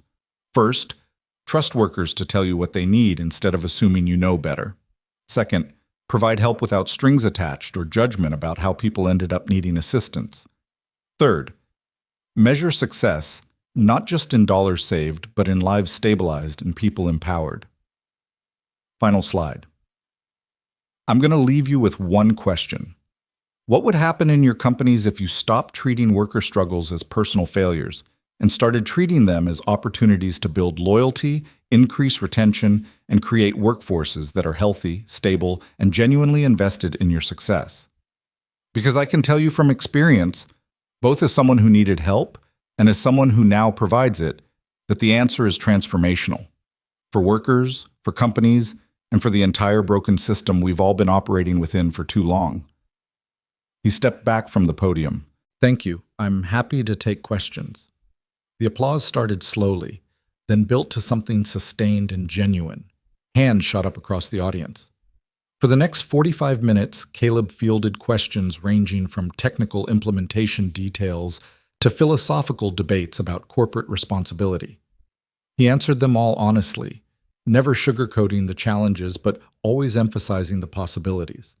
When a skeptical CFO asked how to justify the cost to shareholders focused on short-term returns, Caleb smiled and said, "Tell them that treating workers well is risk management.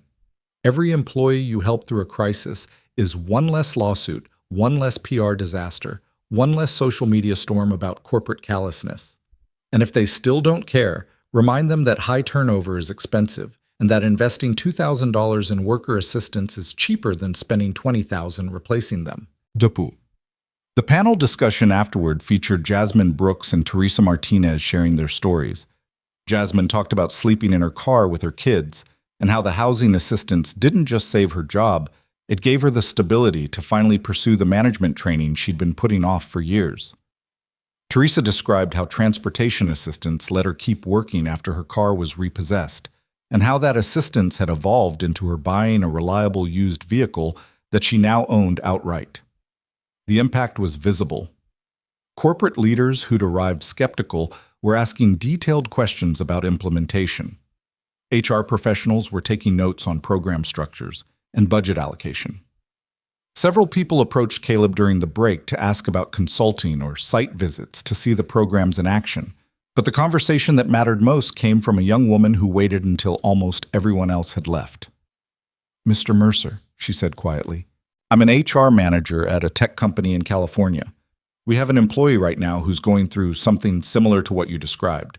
Domestic violence situation, needs help getting away but can't afford first month's rent on a new place. I've been trying to help her through official channels, but everything has so many requirements and approval processes that by the time we could get her assistance, it might be too late." She handed him her card. "Could you talk me through how your emergency assistance fund works? How you cut through the bureaucracy fast enough to actually help people in crisis?" Caleb took the card and smiled. "I can do better than that.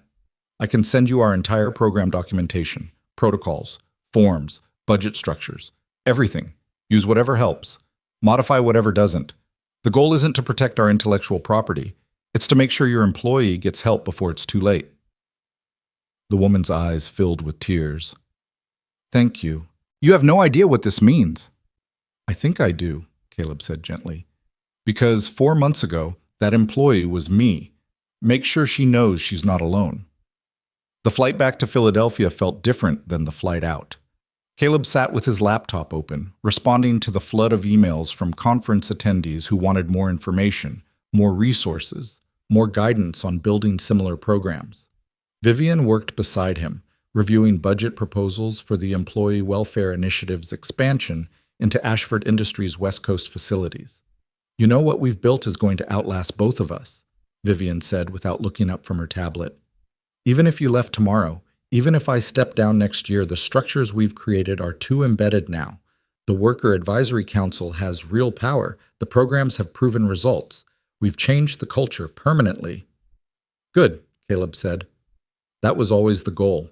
Make it too essential to dismantle, too effective to ignore, too woven into the company's identity to strip out without destroying something fundamental." "Mission accomplished, then." Vivian closed her tablet and looked at him. "What's next for you?" "What do you mean?" "I mean, you've proven the concept. You've built the systems. You've trained a team. You could leverage this into almost anything. Consulting, teaching, policy work. What do you actually want?" Caleb thought about the question seriously. 6 months ago, he would have said he just wanted stability. A job that paid bills, insurance for Sadie, enough breathing room to not constantly worry about the next crisis. But he had all of that now, and the question of what came next felt both more complex and more clear than he'd expected. "I want to keep doing this," he said finally, "not because I need to prove anything anymore, but because it matters. Every person we help is someone who doesn't have to go through what I went through. Every life we stabilize is a kid who doesn't have to watch their parent fall apart. Every system we fix is one less barrier between people and the support they deserve." He looked out the plane window at the clouds below. "I spent so long being told I wasn't enough, not educated enough, not credentialed enough, not respectable enough to deserve consideration. And then you gave me a chance to prove that the only credential that really matters is giving a damn about people and being willing to do the hard work of actually helping them. I'm not ready to walk away from that." "Then don't," Vivian said simply. "Stay as long as you want. Build as big as you can dream. You've earned the right to define what success looks like." 3 weeks after the conference, Caleb got a call from Mrs. Pike in the middle of a budget meeting. She never called during work hours unless something was wrong, so he excused himself and answered immediately. "Caleb, everything's fine," she said quickly, "but Sadie's school called. There's a situation." His heart rate spiked. "What kind of situation?" "Her friend Emma, the one she's always talking about, came to school this morning with bruises. Teacher noticed, contacted the counselor, and Emma finally admitted her mother's boyfriend has been hitting both of them. They're involving child services, but apparently Emma told the counselor that Sadie said her dad helps families who need it. The counselor wanted to know if that was true." Caleb closed his eyes, his mind already racing through protocols and resources. "Tell them I'm on my way. And Mrs. Pike? Call Jennifer Park at my office. Tell her we need emergency housing assistance for a domestic violence situation. 2 people. And I need her to start paperwork immediately." "Already calling her. Go help that little girl, Caleb." 40 minutes later, Caleb sat in the school counselor's office across from a frightened woman in her early 30s with a fading bruise on her cheekbone and a 9-year-old daughter who wouldn't make eye contact. The counselor had made the introductions and explained the situation, then stepped out to give them privacy. "Ms. Chen," Caleb said gently, "my name is Caleb Mercer. I run an employee welfare program at Ashford Industries, and while that's specifically for our workers, I have connections with organizations that help families in situations like yours. With your permission, I'd like to make some calls." Emma's mother, Lisa Chen, looked at him with the particular wariness of someone who'd been promised help before and received judgment instead. "I don't work for your company. Why would you help us?" "Because my daughter is Emma's friend, and because no child should have to go to school with bruises from someone who's supposed to protect them." Caleb leaned forward slightly. "I can't fix everything, Ms. Chen, but I can connect you with a domestic violence shelter that has immediate availability. I can help you get a protection order filed today. I can make sure you have emergency funds for food and basic necessities while you figure out next steps. And I can do all of that without judgment or conditions, because the only thing that matters right now is keeping you and Emma safe." Lisa's eyes filled with tears. "I don't have anywhere to go. My family disowned me when I didn't leave him the first time. I don't have savings. I don't have anyone." "You have people now," Caleb said quietly. "You have me. You have the resources I can access, and you have a community that's going to make sure you don't face this alone. But I need you to decide you're ready to leave. I can't make that choice for you." Lisa looked at her daughter, who was crying silently, and something in her expression hardened with determination. "I'm ready. What do I need to do?" 3 hours later, Lisa and Emma were checked into a domestic violence shelter with immediate intake, had protection orders filed, and had emergency assistance funds to cover their immediate needs. Caleb had called in favors with organizations he'd built relationships with through his work, and everyone had moved with the kind of urgent coordination that crises demanded. When Caleb finally made it home that evening, exhausted and emotionally drained, he found Sadie waiting up with Mrs. Pike. His daughter ran to him and wrapped her arms around his waist. "Did you help Emma?" she asked. "I helped Emma and her mom get somewhere safe," Caleb said. "They're going to be okay." "Good. Emma's my best friend. I told her you were a hero who saved people. I told her you'd know what to do." Caleb pulled Sadie close, feeling the weight and wonder of being seen through his daughter's eyes. To her, helping people wasn't complicated corporate policy or budget negotiations. It was simply what you did when someone needed it. It was the most natural thing in the world. "You're a good friend, baby girl," he said. "Emma's lucky to have you." That night, after Sadie was asleep, Caleb sat at his kitchen table with a cup of tea and thought about the path that had led him here. From a janitor barely scraping by to a director of a program that had helped hundreds of people.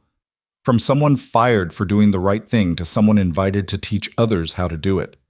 From a man who'd been told he wasn't enough to a man who'd proven that being enough had nothing to do with credentials and everything to do with character. His phone buzzed, a text from Vivian. "Saw your call logs. You helped someone today who doesn't even work for us. That's above and beyond, Caleb." He typed back, "A 9-year-old asked for help. Didn't feel like I had a choice." Her response came quickly. "That's exactly why you're good at this.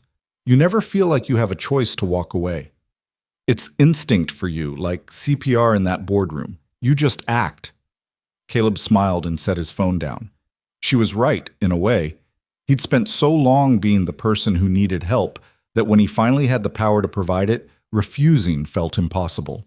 Every person he helped was a version of himself in some timeline where luck ran differently. Every life he stabilized was a debt paid forward to the universe that had somehow, improbably, given him this chance. 2 months later, on a sunny Saturday morning, Caleb stood in front of a crowd of 500 people gathered in a Philadelphia community center. The occasion was the launch of the Ashford Foundation for Worker Welfare, a nonprofit organization funded by Ashford Industries but operating independently to provide assistance to workers across multiple companies and industries. Vivian had proposed the idea. The board had approved it enthusiastically once they'd seen the Employee Welfare Initiative's results. And Caleb had been asked to serve as founding director. The crowd included workers from a dozen different companies, HR professionals interested in implementing similar programs, community organizers who'd been fighting for worker rights for decades, and reporters covering what some were calling a revolutionary approach to corporate responsibility. But the people who mattered most to Caleb were in the front row. Mrs. Pike, beaming with pride. Sadie, holding a sign she'd made herself that said, "My dad helps everyone." And next to them, Jasmine Brooks, Teresa Martinez, Marcus Reed, and a dozen other workers whose lives had been changed by being seen, being heard, and being helped when they needed it most. Caleb stepped up to the microphone and looked out at faces representing possibility and hope, and the radical idea that caring for people wasn't radical at all. It was just what you did if you wanted to build a world worth living in. 10 months ago, he began, I did something that should have been unremarkable. I performed CPR on someone who was dying, and because of who I was and who she was, that simple act of helping someone in crisis became a scandal that cost me everything I'd built. I was fired, publicly humiliated, and left to wonder if doing the right thing would always come with punishment. He paused, gathering his thoughts. But something unexpected happened in the aftermath. The woman I saved decided that the real scandal wasn't that I'd helped her, but that the systems we'd built punished people for being human, for having emergencies, for needing support. So she gave me the resources and authority to build something better. And together with workers who knew exactly what better looked like, because they'd survived without it, we created programs that proved a simple truth. Investing in people is good business and basic decency wrapped into one. Caleb gestured to the people in the front row. The Ashford Foundation for Worker Welfare exists because these people and hundreds like them showed us what was possible. They told us what they needed. They helped us design programs that actually worked. They proved that when you give people support without judgment and help without strings attached, they don't become dependent. They become empowered. He looked directly at Sadie, who was watching him with shining eyes. My daughter once told me that the world was wrong for punishing people who did the right thing. She was 7 years old and she understood something that took me decades to learn, that helping people shouldn't be controversial or complicated. It should be as natural as breathing, as instinctive as dropping to your knees when someone's heart stops and doing whatever it takes to bring them back. The crowd was completely silent, hanging on every word. So here's my challenge to everyone here today. Whether you're a worker who's struggling, an executive who has resources, an HR professional who sets policy, or just someone who believes people deserve dignity, find one way to help. One person you can support. One system you can change. One barrier you can remove between someone and the stability they need to thrive. Caleb's voice strengthened with conviction. Because the truth is, we're all one emergency away from crisis. One medical diagnosis, one car accident, one job loss, one bad month where everything that can go wrong does go wrong. The only difference between someone who survives that crisis and someone who doesn't is whether they have support when they need it most. This foundation exists to be that support, to prove that we can build a world where doing the right thing is rewarded instead of punished, where asking for help is met with resources instead of judgment, where every person matters, not because of what they produce, but because they're human beings deserving of dignity and care. He stepped back from the microphone. Thank you for being here. Thank you for believing that change is possible. And thank you for being willing to do the hard work of making that change real. The applause was thunderous, sustained, genuine. People stood, phones out recording, tears on faces, and Caleb felt something settle in his chest that he'd been missing for most of his adult life. Not just stability or success, but purpose. The bone-deep certainty that what he was doing mattered, that the struggles he'd survived had meaning beyond just endurance, that every hard lesson could be transformed into help for someone else walking a similar path. After the speeches and press interviews and handshaking and photos, after the crowd had dispersed and the community center was quiet again, Caleb found himself alone for a moment with Vivian. They stood by the windows overlooking the street, watching people stream out to continue their days. You know what the best part of all this is? Vivian asked. What's that? 3 months ago, I had nightmares about dying in that boardroom, about my heart stopping and everyone just standing around watching because they were too scared or too uncertain to act. But now when I think about that night, all I remember is you, dropping to your knees without hesitation, refusing to stop even when security tried to pull you away, fighting for my life when everyone else had already written me off. She turned to face him. You gave me a second chance, Caleb, and watching what you've built with the second chance I gave you, it's the best return on investment I've ever made. Caleb smiled. I'm pretty sure the return on investment is actually $4 million and counting. I'm not talking about money. Vivian's expression was soft, genuine. I'm talking about the realization that the person society told me wasn't worth noticing turned out to be the person who saved my life, and then used that second chance to save hundreds of others. That's worth more than any balance sheet could measure. Before Caleb could respond, Sadie came running up with Mrs. Pike trailing behind at a more sedate pace. Daddy, can we get ice cream to celebrate? Sadie asked. Mrs. Pike says yes if you say yes.